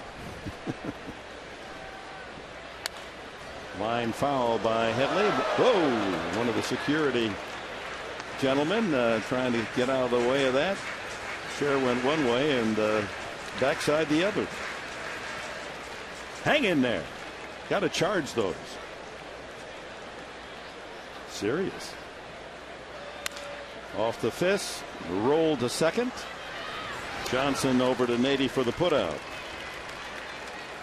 Let's look at the home run again to Upton here. Watch Martinez behind the plate. He wants this breaking ball down, almost on the ground, down. So he gives the sign, and then watch his glove. Does he indicate, okay, get it down and in there? That's where you want to bury it, 1 and 2, right? Yeah. And Corey leaves it inner third, contact, gone. That's what I got from that. Yeah, and I think Martinez has got to do a little bit better job of convincing his pitcher where he wants that pitch to be. Good point. And that's a young catcher behind the plate, and that's what he's talking to him about. You wanted that ball in, and you got to show him where you want that pitch. You can't just put your glove there and think that that's okay. You got to show him exactly where you want it. And those catchers, young and old, they take that responsibility. Yep. That's part of their job. Yep. A pitcher's success is their success, and a failure is their failure. Ludwig couldn't find that last changeup, and now the count goes 1 and 2. Put yourself in a position like Martinez. That's a take control position, right? And so there's a very fine line to where if you're too chirpy, right? Or you know what I'm getting at, Tony? Exactly what you're talking about. Because your job is to call pitches, convince your pitcher to throw a pitch at a certain spot, and be that take charge type guy. But as a rookie, sometimes you don't feel like it's. But that's as a catcher, that's what you have to do, and pitchers are going to appreciate that if you let them know, hey, I want this ball. This is where I want it. 2 and 2 to Ludwig. A late swing. And I think a lot has to do with your teammates, because your veteran guys will come up to you and say, hey, look, this is your first year, but we need you to take charge. We need you to have that attitude and be overly aggressive when given signs and get a ball in the dirt. Tap that glove on the dirt. And that's a lesson learned. That's a lesson learned right there. And unfortunately, ties the game. Line drive to the glove of the third baseman, Ransom. Ludwig has hit in tough luck this year. How many of those have we seen? Line drives and left and right of the third baseman that don't get through into left field. Tying that one really good. Hit it right on the button. Ransom in the hole, makes the play.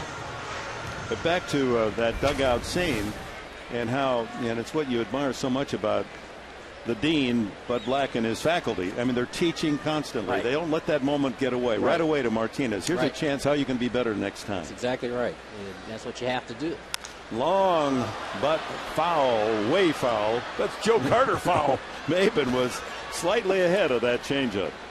Remember how Joe used to hit him? Yep.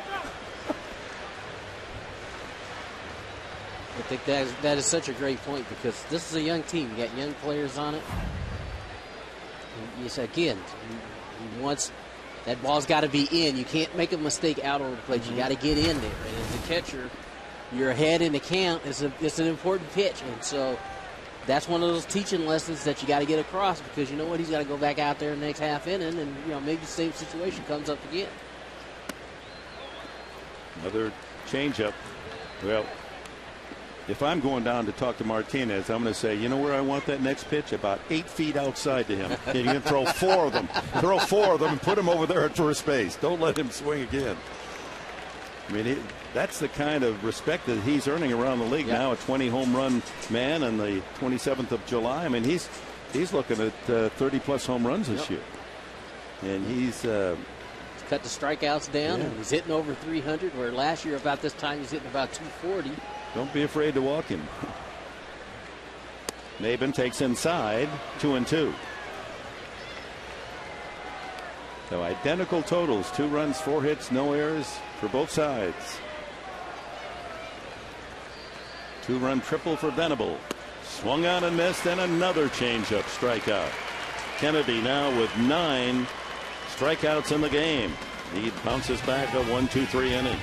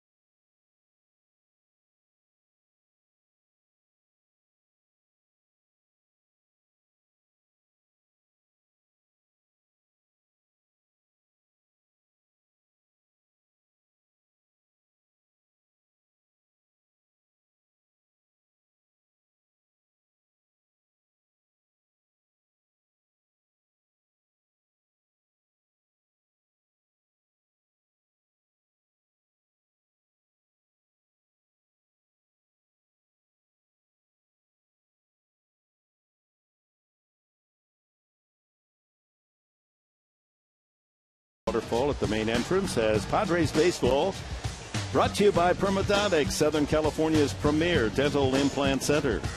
By MTS moves me. And by Cadillac. Visit your San Diego County Cadillac dealer for an attractive lease or purchase offer. On to the 7th inning. Lupke and Kennedy. Padres and D-backs tied at 2. Montero, the catcher, leads off for Arizona with Nady and Ransom to follow.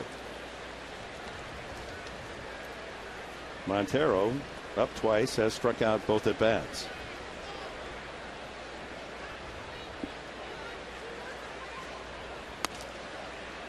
Two and 0. Lupke up in the 90s now and pitches his count at 92.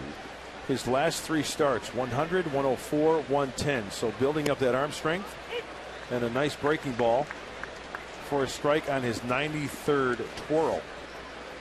And Kennedy, his opponent, he has gone over 100 pitches time and time again. 3-1. In fact, Ian Kennedy, the last 18 consecutive games has gone 100 pitches or more. 3-1. And a leadoff walk, and that spells trouble. The first walk of the game, offered by Corey Lupke, is to the leadoff man. It was a walk that helped set up the Padre 2-run inning. Let's see how Kirk Gibson plays it here as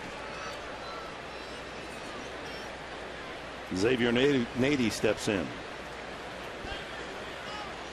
Make that the second walk for Lupke. He did walk Ransom back in the second.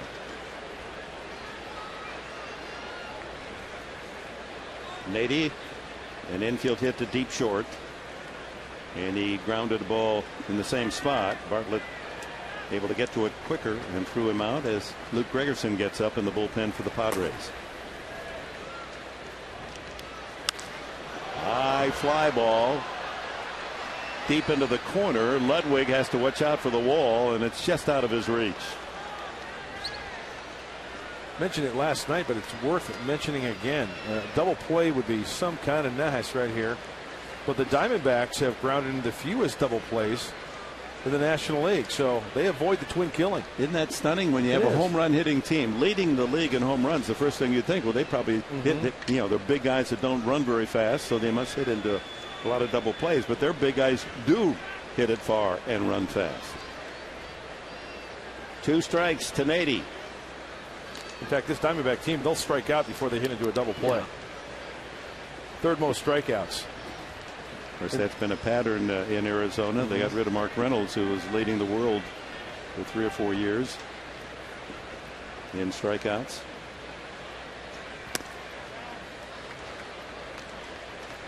That fastball cutting, and we see the first activity of the night. Brian Shaw for Arizona.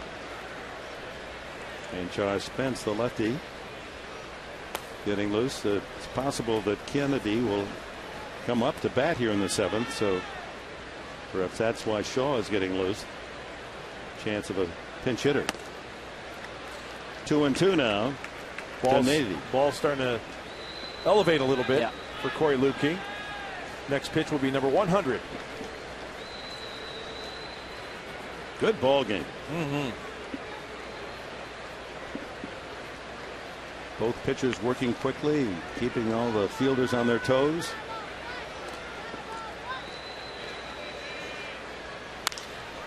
Fly ball hit into the right field corner. Venable doesn't have much room there. Leaps high, and the ball is in the seats for a home run. Looks as if it might have hit his glove and went over the wall for a 2-run homer. Xavier Nady going the shortest distance at Petco for his 4th home run of the year.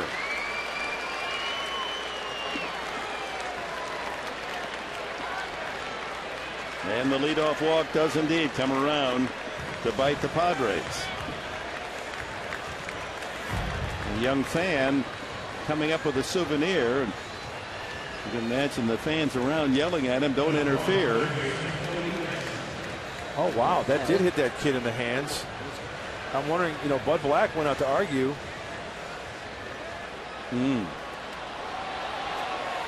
It's over the yellow line.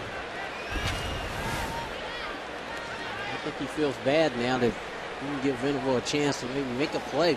And you know what I'm looking at? I'm looking at Will's reaction after that ball was touched. No argument from Will. Venable with that great basketball leaping power, who was right up at that railing. Hard to tell whether or not he would have caught that. Would have been close. Yep. Line shot, base hit by Ransom. That's his first hit of the season. Ball gets away. MAYBIN then is throw in, and of course won't be in time as Ransom digs into second base. Padres have their first error.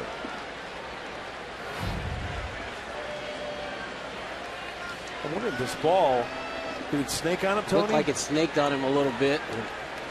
Still, that's a ball you got to come up with, and he didn't.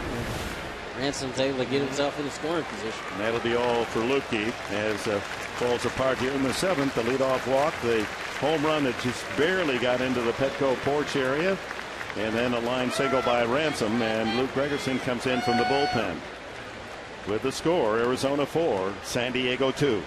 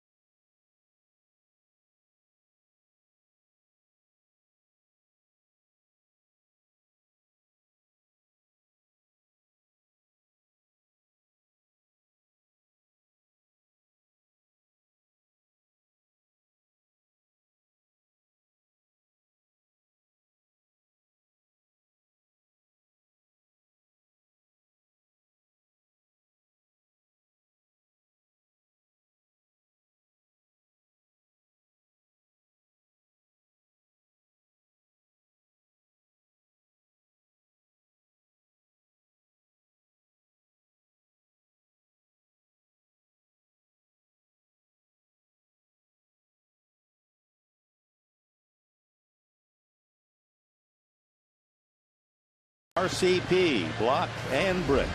Lower your water bill with artificial turf and rock.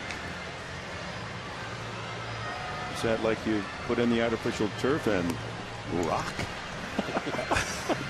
I mean, you could rock when you put in the rock. I mean, nothing wrong with that. Sure, it'll rock your yard, that's for sure. Funky chicken, you know.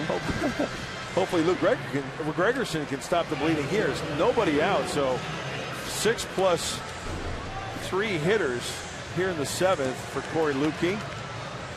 Gives up only 6 hits, but 3 are home runs for all 4 Arizona runs. So that's why they're leading the National League. They've got 118 now.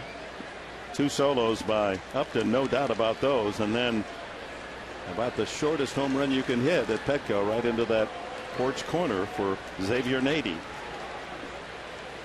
And we'll never know whether or not Venable could have caught that ball. And Sean Burroughs is on deck. Really, that's going to be all for Kennedy. So we'll see the bullpen for Arizona. It's a big run out at second base. Cowgill squaring to bunt, and they say he didn't try. I thought he offered it that ball.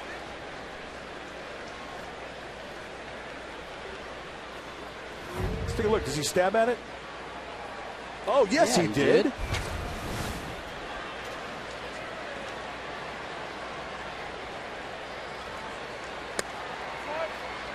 2-0.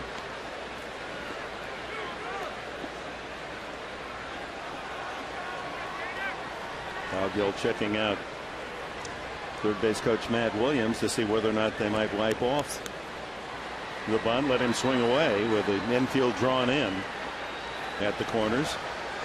Big hole left side, huge hole. He is swinging, and that is the hole. Play at third. The throw is not in time. Bartlett to Headley. The head first slide by Ransom beats the tag.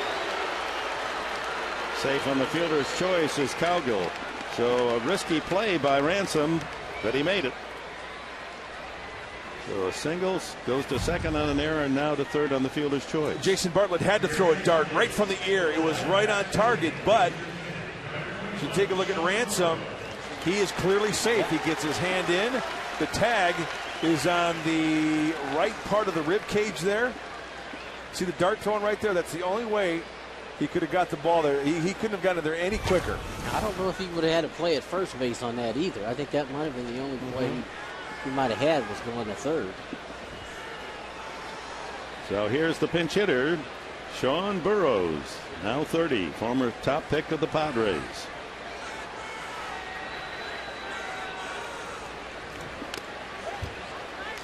He was hitting over 400 at Reno, earning his way back to the big club. 28,377. A terrific turnout here on a Wednesday night at Petco Park. Hope you'll be out here tomorrow. A reminder, that's an early game, 12:30.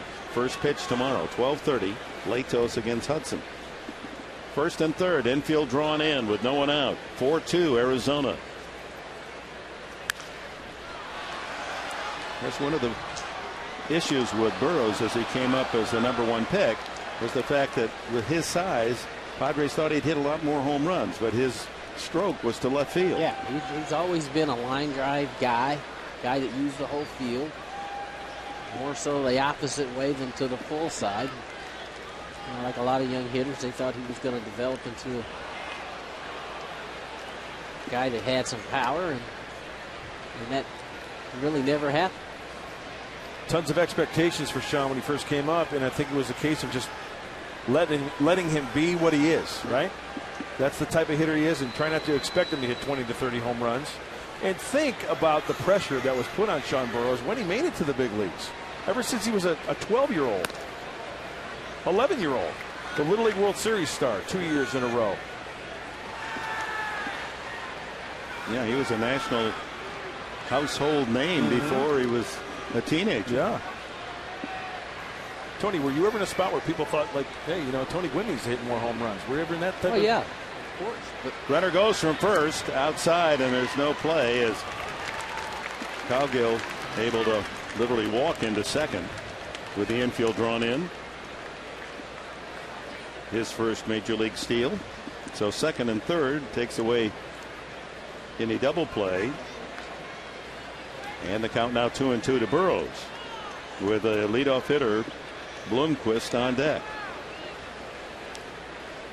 In Sean's case, he was a middle of the lineup guy. I think he put that pressure on himself trying to be that guy that everybody envisioned him to be. And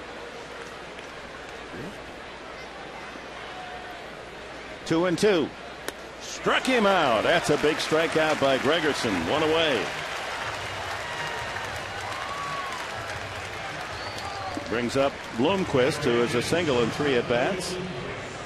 We're talking about the Little League World Series.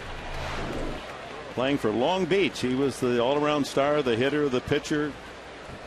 Look at that shot. Look Here at the he big is right on the hander. mound. Built like you, Mark. Wow. He had the sweet salad working too, He huh? sure did. Infield remains in with runners at second and third.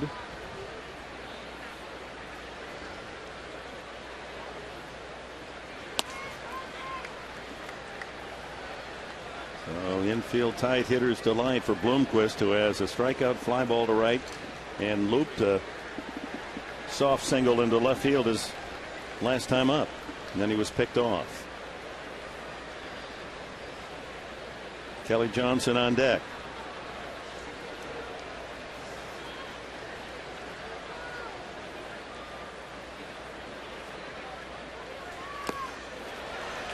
Tries to go after that pitch low and away. 1-1.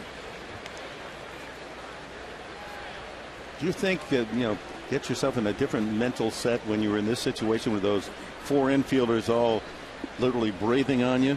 If you're a hitter, this is the situation you really want to hit in, because there's so many ways to be successful. Middle of the diamond is usually good here. And all I ever thought about was just trying to square something up and hitting it hard somewhere. He went around. 1-2 the count. Because a lot of times in these situations, and I'm sure Mike, you would agree with this, pitchers like to use your aggressiveness against you. Guys want to usually get something, fastball, something to hit early in the count. And a lot of times pitchers like to use your aggressiveness against you and go against the grain and go soft in these situations. And Gregerson's done a nice job here throwing that slider, not throwing it for a strike. Struck him out. Well done by Cool Hand Luke. Strikes out Burrows, and now Bloomquist, and now the infield can back off as Kelly Johnson comes up. Here it is again, a little slider, starts it in the zone, runs it out. Hitter wants to be aggressive in that situation, ends up chasing something out of the zone. That's the perfect case of a pitcher making a bad pitch and making him swing at that and fish after it out of the zone. It's not only about pounding good strikes. Right. It's throwing pitches out of the zone to make guys swing at it. Try to get guys to swing. And that's what pitchers do in those situations. Gregerson does his job with men at second and third, strikes out both Burrows and Bloomquist, and Josh Spence will come in to pitch to Kelly Johnson.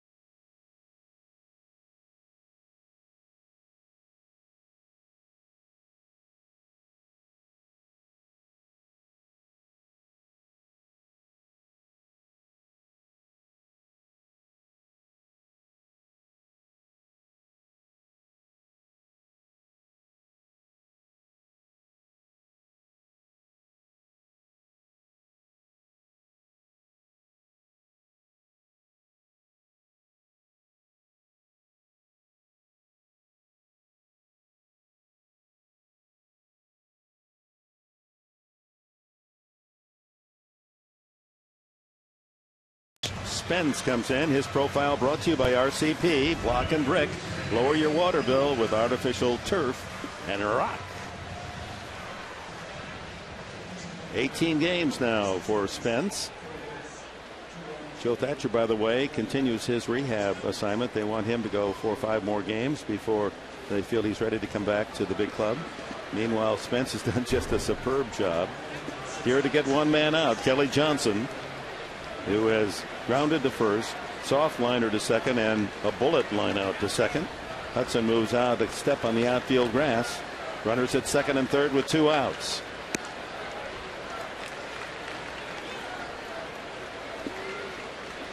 You know, the thing that sticks out for me about Josh Spence, not only the numbers, but it's the lefties that he has gotten out since he's been here at the big league level. Chipper Jones, Brian McCann, speaking of the Braves, Ryan Howard of the Phillies.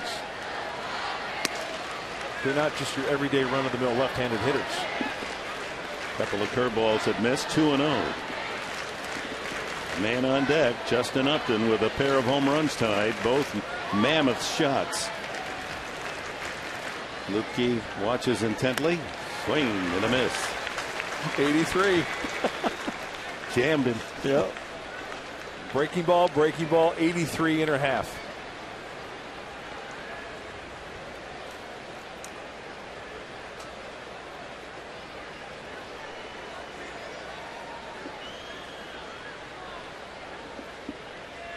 Young man who learned to pitch with his father in the backyard of their home outside of Melbourne. Swing and a miss.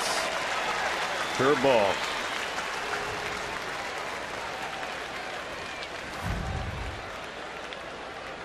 That's what he got. Kept it in the zone. Strike away from digging out of this trouble spot after the 2-run homer by Nady. Runners at second and third. And bluffing down the line was Ransom. Ransom at third. Cowgill at second base. Got him swinging, strike 3. How about that bullpen pitching? Number 1 in baseball. Gregerson strikes out Burrows and Bloomquist. And Spence takes care of Johnson. But in between, Nady a 2-run homer, and Arizona leads 4-2.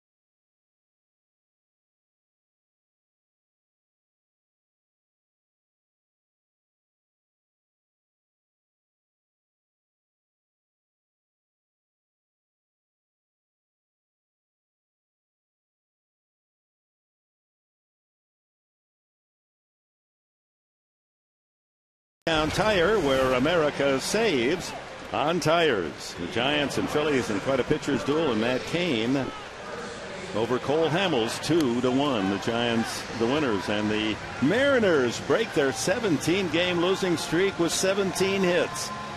Take out the Yankees 9-2. Oh, free salmon in Seattle tonight. Boy, that had to just be agonizing for the fans of the Mariners. It all ends in Yankee Stadium tonight as Brian Shaw just called up. This is only his 8th game appearance. He's worked 6 innings, allowed 7 hits, and a couple of earned runs. 4-pitch pitcher, cutter, fastball, slider, and a change. Low 90s, working from the stretch. Kyle Blanks takes a strike. He's flying to right and struck out. Ian Kennedy, 6 innings, allowed 2 runs, 4 hits, 1 walk, and 9 strikeouts. Ball hit to left field, but it's right at Cowgill. 1 away. So Kennedy, in his 3rd start here at PETCO, counting his 6 innings tonight, has gone a total of 18 innings, 2 complete games, and allowed only 2 runs and a handful of hits. The 2-run triple by Will Venable, the only damage done tonight. And it came after this man, Hudson, had walked with 1 out in the 5th inning, and then Lupke an infield single before Venable's triple into the right field corner.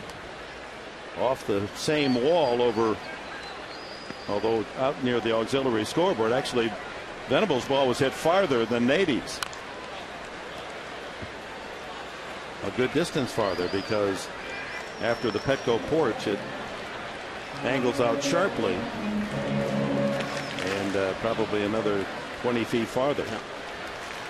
The Petco sign there is where the home run of Nady's hit. Then you go off to the left to the auxiliary scoreboard, which where Venable hit, and there's the young man who's got a baseball that has a story. Would it have been caught? Unfinished business. 3-1. Hudson works the count. How big after the 2-run homer by Nady, 4-2, and then runners at second and third, no one out. Yeah. To get out of more trouble. That may have given the Padres a chance to stay in touch. That's exactly what I was going to say. I mean, 2-run deficit, you still could make that up. Nady off the bag, and the flip to Shaw for the 3-1 putout. We've seen a couple of good starts, though, for Kirk Gibson's pitchers. Last night, Joe Saunders goes the distance, allows 1 run and 6 hits, and tonight 6 innings from Kennedy, 2 runs and 4 hits and 9 strikeouts. Well, like we said in the pregame show, talking about the Arizona Diamondbacks' last 10 games, what were they doing? Going deep into the game, not walking hitters. That's exactly what Kennedy did tonight. 6 solid innings, only 1 walk, struck out 9. Only 1 walk, and that became a run. How often? That's the story. Luis Martinez is grounded out and struck out.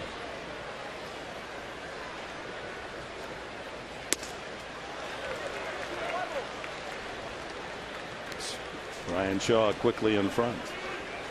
Shaw kind of throws across his body a little bit. A little deception there. Little cutter right there.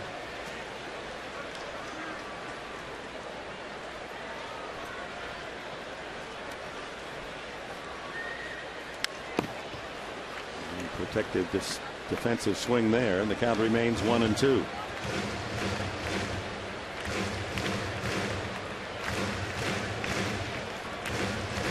Day game tomorrow. The Padres have a winning record under the sun, 22-17. Again, 12:30 start time. No TV.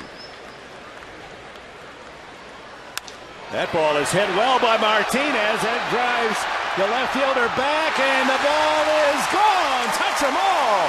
The first major league hit by Luis Martinez is a home run.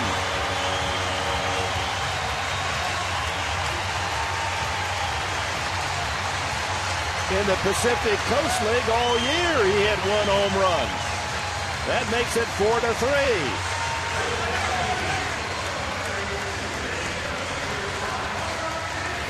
Got a hanging breaking ball, and he's right on it. Puts a nice short stroke on it.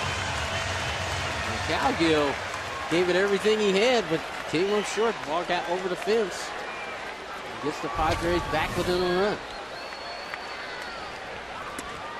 And that brings up Jesus Guzman. When I look at that swing, he kind of caught that out in front. He almost, I don't want to say one-handed it, but he was out in front of that. My point being, he's come some kind of strong there. He gave that ball a ride. Let's take a look at his swing. It looks like he's kind of out in front just a little bit. He was protected. He got that ball away from him, but this one's right in the middle of the plate. And a lot easier to get to, and hits it out of the ballpark.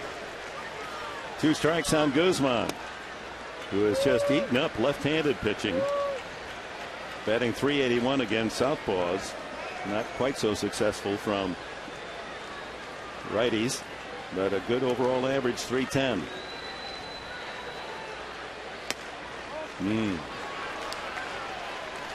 2 balls, 2 strikes. And I think Shaw, Fan that caught that home run ball to Martinez, I'm sure that he knows the importance of that too, Luis. Slow curveball inside, 3-2. A little bartering going on now. What's it going to take?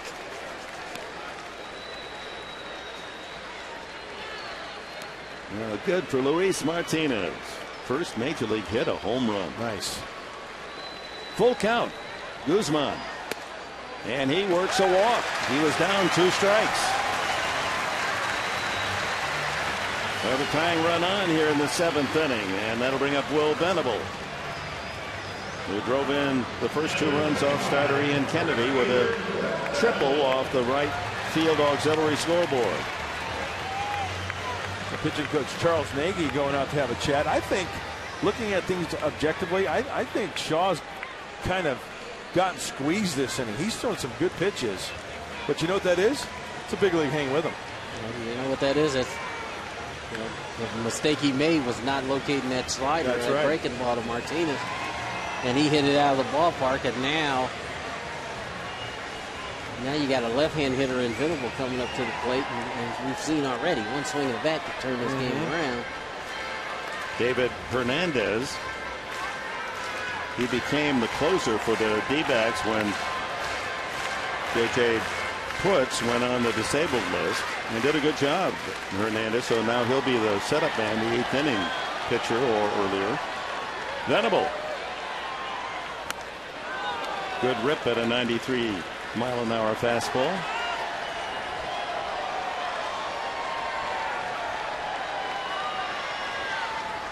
Guzman over at first, not a serious threat to steal.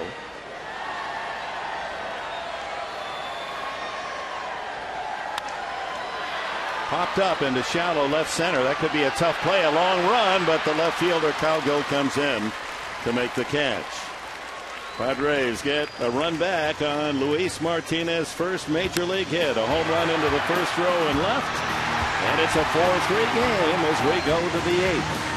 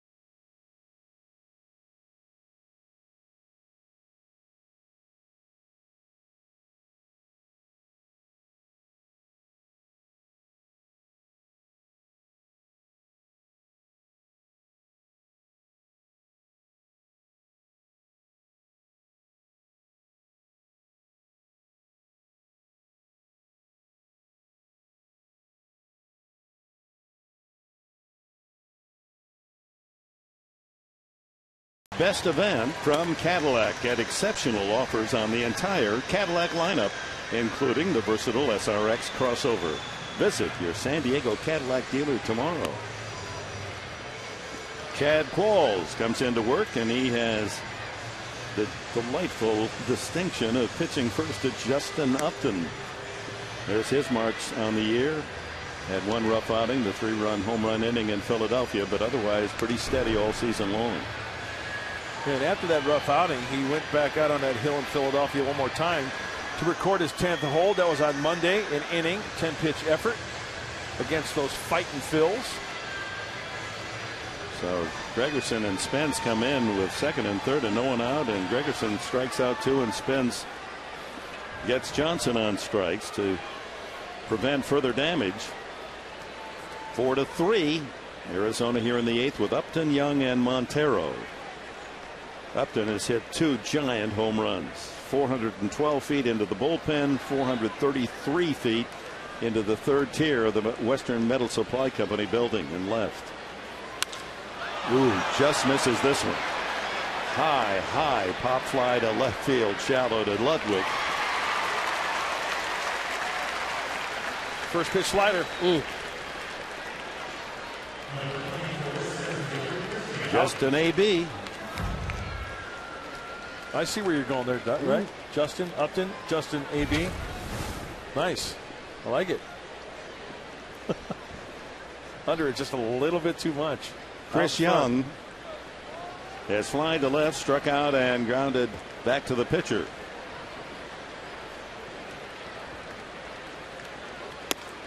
And takes it just off the plate. I think the strike zone has kind of shrunk a little bit as the game has gone on. Young has flied to left, struck out, and hit a comebacker to Lupke when he was still in the game. 2-0. 3 home runs for the D-backs, accounting for all 4 runs. Solo shots by Upton and a 2-run homer. Xavier Nady just into the Petco porch.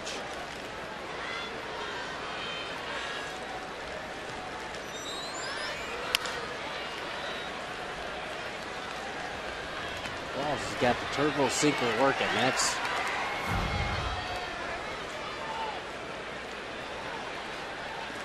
look at it.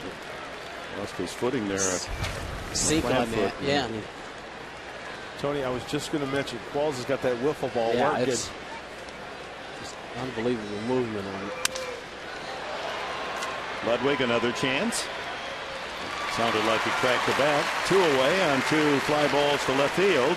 Let's go to our Skycam shot, brought to you by Mossy Ford and Mossy Toyota. Visit us in Pacific Beach or online at mossy.com. Live Skycam looking down from the Diamond View Towers into beautiful Petco Park. The Padres trail the D-backs 4-3. Here's Miguel Montero. His leadoff walk in the 7th inning set the table for Nady's 2-run home run. That's the difference in the game.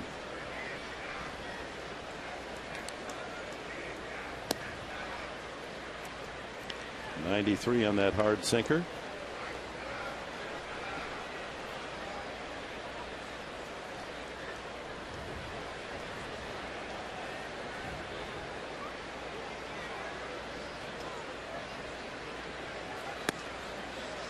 Two and 0.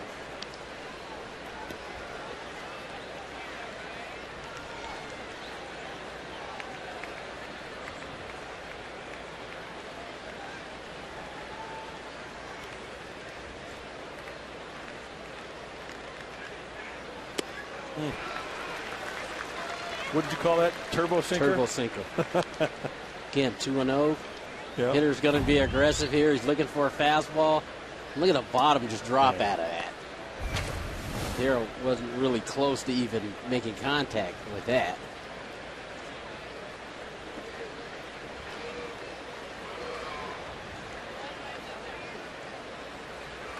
Two balls and a strike.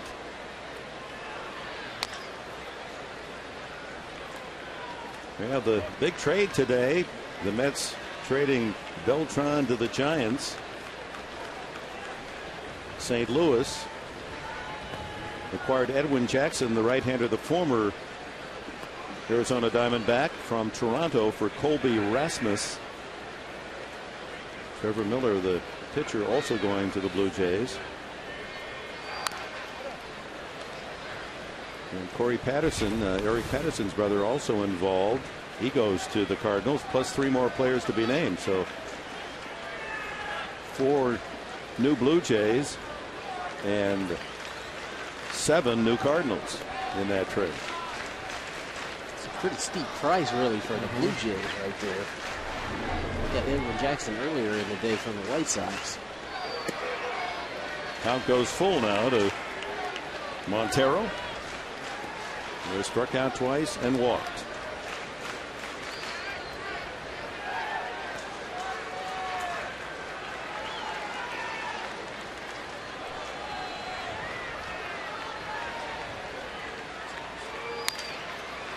To the right side, the blanks. Right onto the bag for the out, and Chad Pauls works a 1-2-3, 8th inning coming up.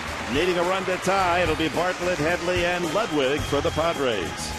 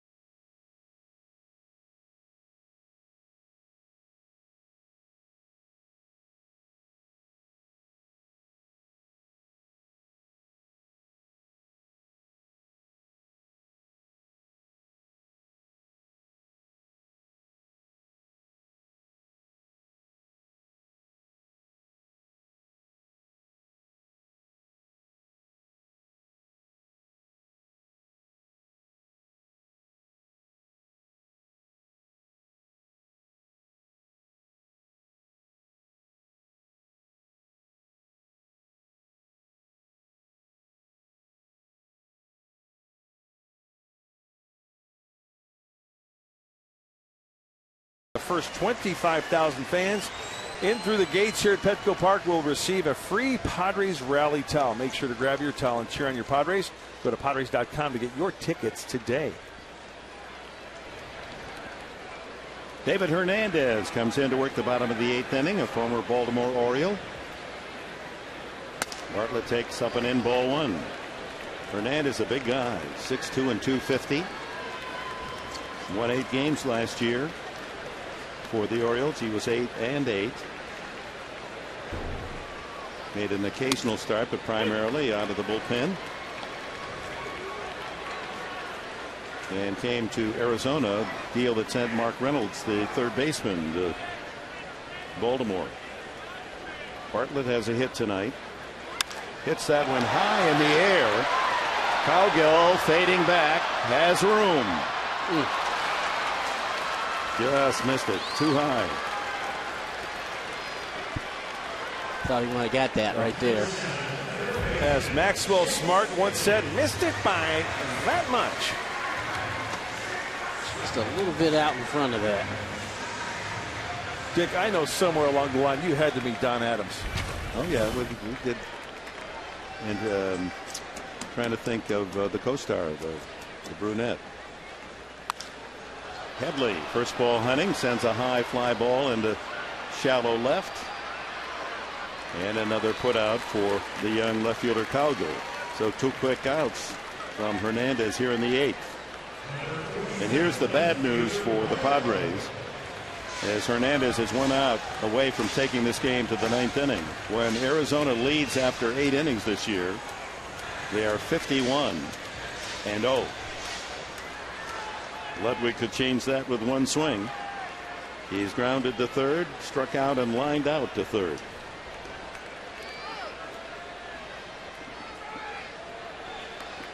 Barbara Feldman was the co-star. How you doing?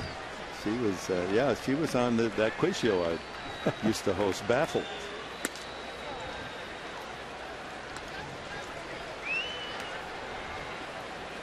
This game, when I look at this ball game, this is kind of like a prize fight, huh? Yeah. Both guys getting knocked down and then coming back. 4 home runs, 3 by Arizona, 1 by the rookie Luis Martinez, his first major league hit, a home run. And here's the man with the most power for the Padres, 11 home runs on the year, Ludwig. And he's got the count in his favor with a fastballer, Hernandez, on the mound. But he gets a breaking pitch, 2-0. You know, he throws a heavy ball. He's a big guy, as you mentioned, Dick, that big frame, but easy motion, and he can pump it up there about 95, 96. Also throws a breaking ball, a curve ball, and a changeup. Too low there. He wasn't giving in and throwing a fastball. Another breaking pitch. Curve ball, and it's 2-2.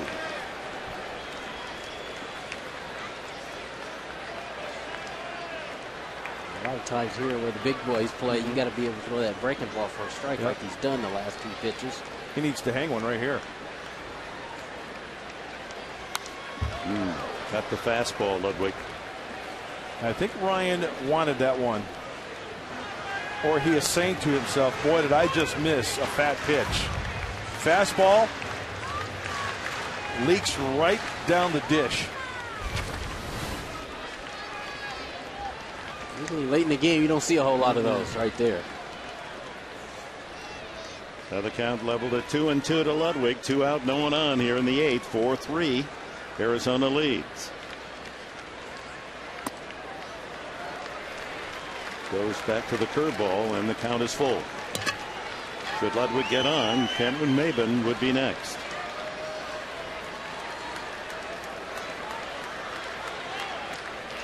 Native of the Sacramento area, high school and junior college.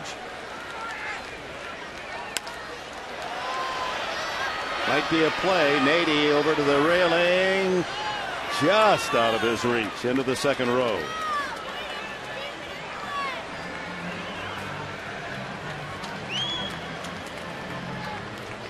Oh, Ludwig alive by just that much.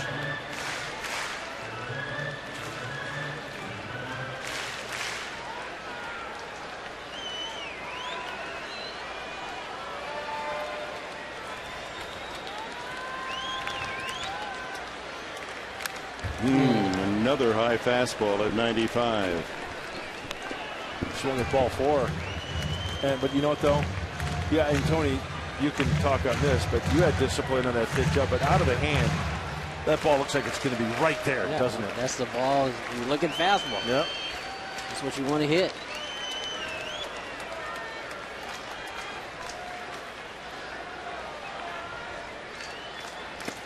And ball 4.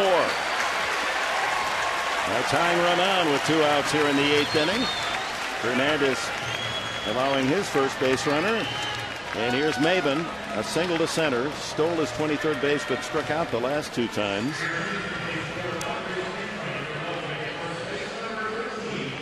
Chris DeNorfia is going to pinch run for Ludwig.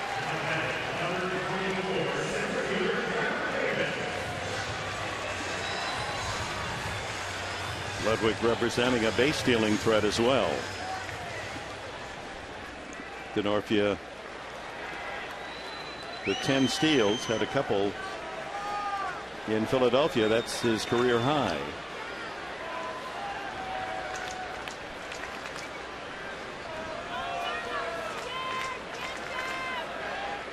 MAYBIN hoping he can get something he can drive. He's second to Ludwig on the club in home runs. He's got a half dozen.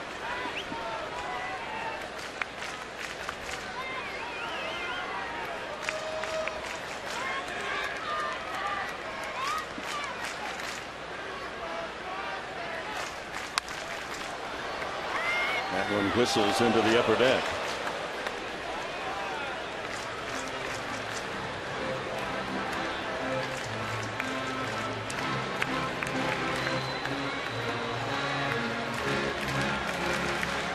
Braves with the bad news. Brian McCann on the disabled list with a oblique injury, so they acquired Will Nieves from Milwaukee, a backup catcher for cash today.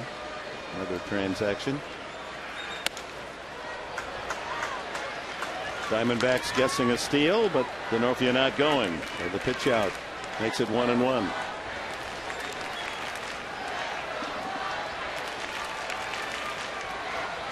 Fastball away here, Tony, rather than a pitch out. No, I don't think so. No? I think that breaking ball. Ground ball, one easy hop right to the third baseman Ransom, and the inning is over. So the Padres leave their fifth man, and we go to the ninth inning. 4-3 Arizona.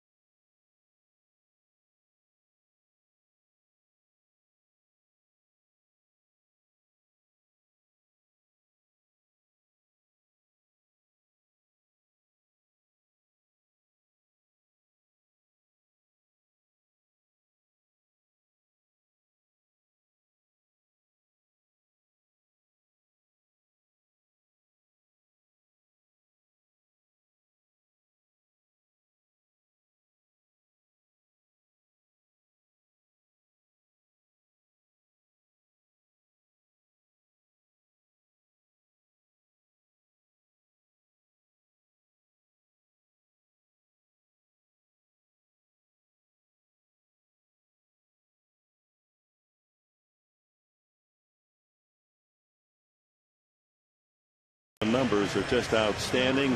3-1 ERA, 1.17, batting average against 149. He has a strikeout per inning pitched, 46 innings, 47 strikeouts. It's all there, and that is what has Jed Hoyer's phone ringing off the hook as teams around Major League Baseball, and a couple of handsfuls wondering about his availability.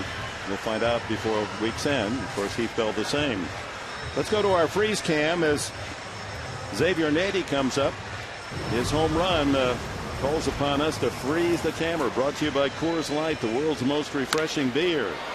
That ball into the short porch of Petco, and that fan in the white shirt got his hands on it, and we'll never know until we talk to Venable whether or not Venable would have caught it. Denorfia stays in the game and left for Ludwig. And Adams delivers a strike to Nady.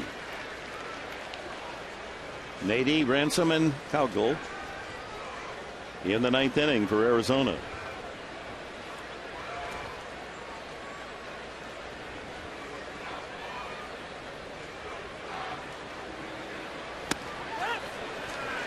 Went around. 88-mile-per-hour slider and then a fastball. 93 running in on your hands. He hides the ball well too, doesn't he, Tony? He really does. You talk about picking the ball up out of his hand, and you have to wait a little bit before you see it. The way he kind of curls his body around on the delivery.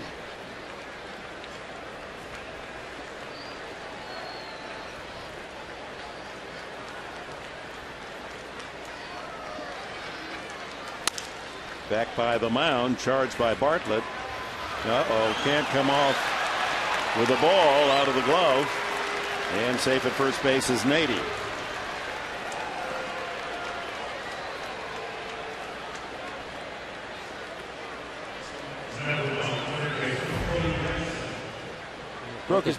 Broken bat right off the end, and Bartlett just couldn't get it out of his glove. Probably go as an infield hit, but you see, just couldn't get a grip on that ball cleanly out of the glove, and infield knock. But if he fields it cleanly, wouldn't he have thrown him out? I think he's got to get an error on that. It's a major league play. I think so. Okay. All right, y'all. Okay. No, I'm not getting on you. I'm just. No, I think that's a makeable play, and I think that he would have been out at first base if it was. If he comes up with it clean, out of his glove, yeah. And have they ruled it yet, by the way? Yes, it is a hit. So that's 3 hits for Nady tonight, 2 infield hits and his 2-run homer. Ransom, a walk, a fly to right, and a single.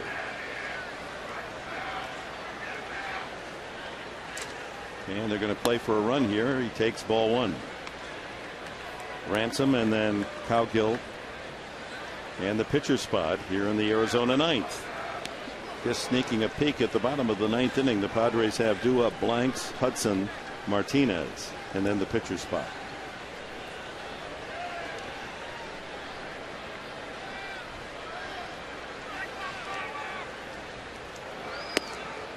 One and one.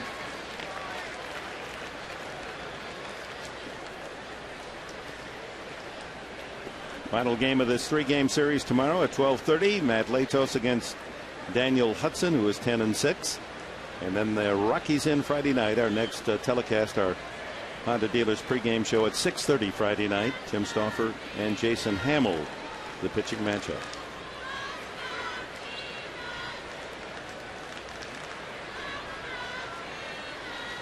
Friday, Saturday, Sunday, Colorado. Then you Dodger fans, Monday, Tuesday, and Wednesday night.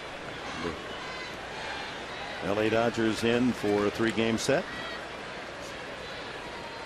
Nice turnout tonight, 28,377.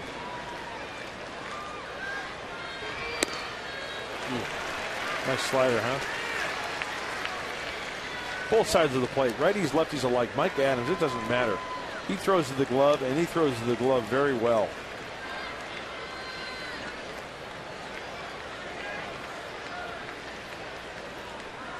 Nady with an infield hit, credited with 1 at first base. No one out. And the count goes 2-2 now.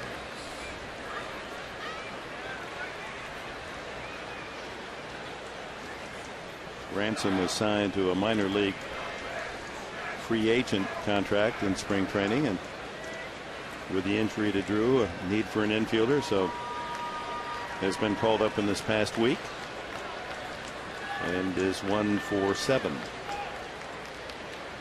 His hit tonight. Grounded to third. Headley, Hudson, Blanks.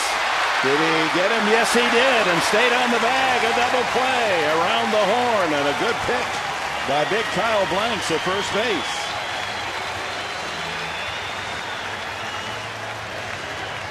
Kyle did a nice job staying on the bag at first base on this pick. Hudson knew Nady was bearing down on him. He got rid of it quick, and you see him pick that ball and stay on the bag. Yep. Maintained contact. That's a tough hop. So 2 outs. Colin Cowgill, the rookie, called up. Made his first major league appearance yesterday. 0 for 4, and he's 0 for 3 tonight.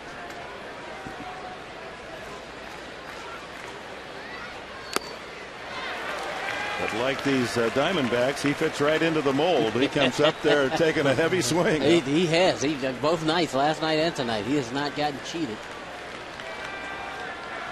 Of course, trying to get his first big league knock.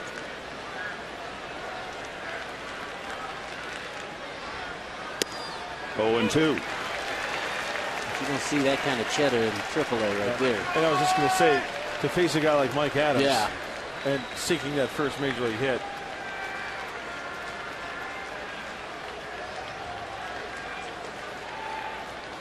he can hit this slider right here. Right three. So Adams comes in, retires the 3 men he faces. Helped out by the double play. 1 hit, no one left for Arizona. Bottom of the 9th. Padres need 1 to tie.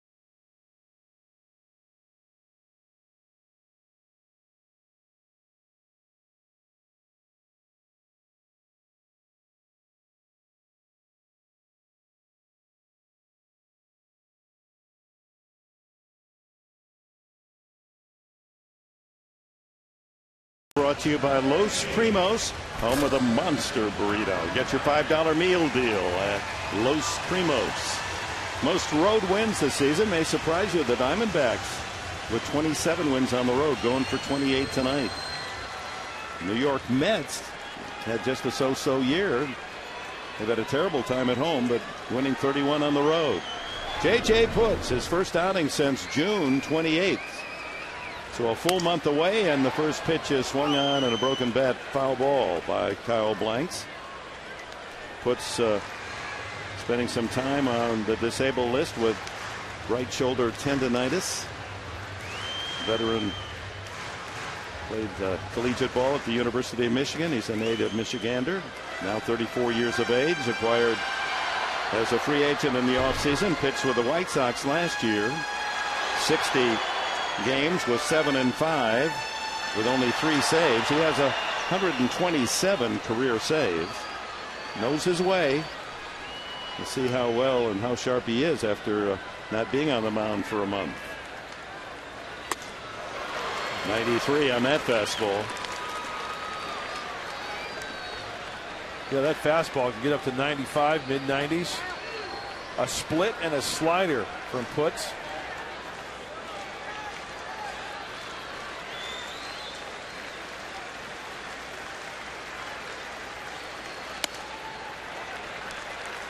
Blanks fly to right, struck out, and line to left. Hudson on deck, and then Luis Martinez scheduled here in the home half of the 9th. Another 1-run game.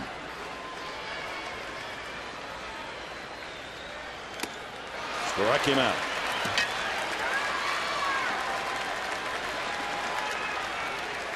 Hudson has struck out, walked and scored, and grounded to first.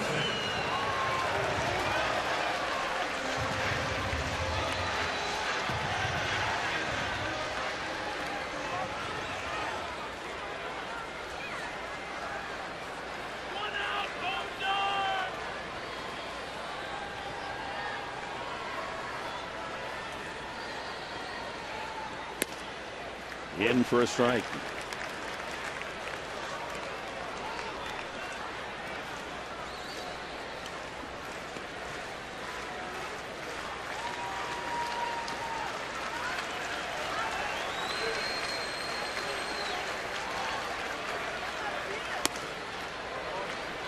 He's humming 94.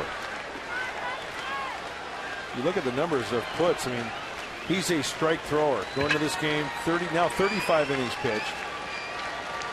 Really issued 9 walks. Strike out an inning. Line drive, base hit, center field. So the tying run is on. Winning run comes to the plate. Hudson, a sharp single to center field.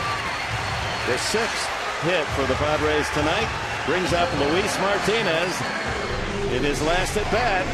His first major league hit goes the distance, just long enough for a home run.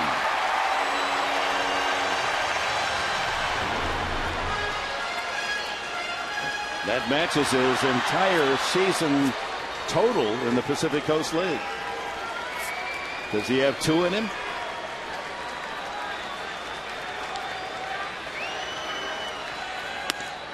Fastball strike.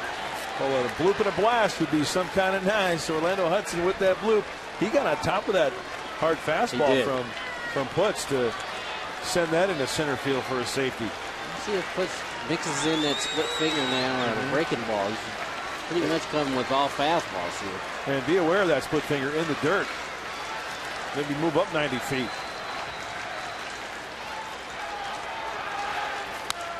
Fouled away. Alberto Gonzalez is in the on-deck circle. Pitcher spot due next.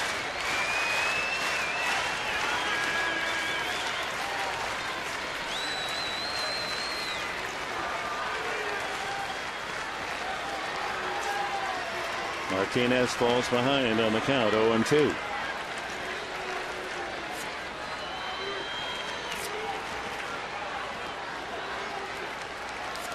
Runner goes, swung on, and Hudson is out, and the ball game is over. Hudson thought he was in under the tag, but Angel Campos, the umpire at second, saw that as out stealing. Let's see it again as the game comes to an end and the D-backs have won it. Strikeout into a double play, and boy, Hudson appeared to be. My goodness. My goodness. Campos wants to go home. That's terrible. That isn't even close. Well, it's not as bad as what Pittsburgh had to digest in Atlanta last night, but you hate to see a game end that way on a blown call by the umpire, but that's how it is as Kirk Gibson's Arizona Diamondbacks stay within 3 of San Francisco. They win a tough one, 4-3. Good pitching by Kennedy and the relief corps, and 3 home runs spell victory for the visitors from Arizona tonight. One more look at the final out of the game. You be the umpire.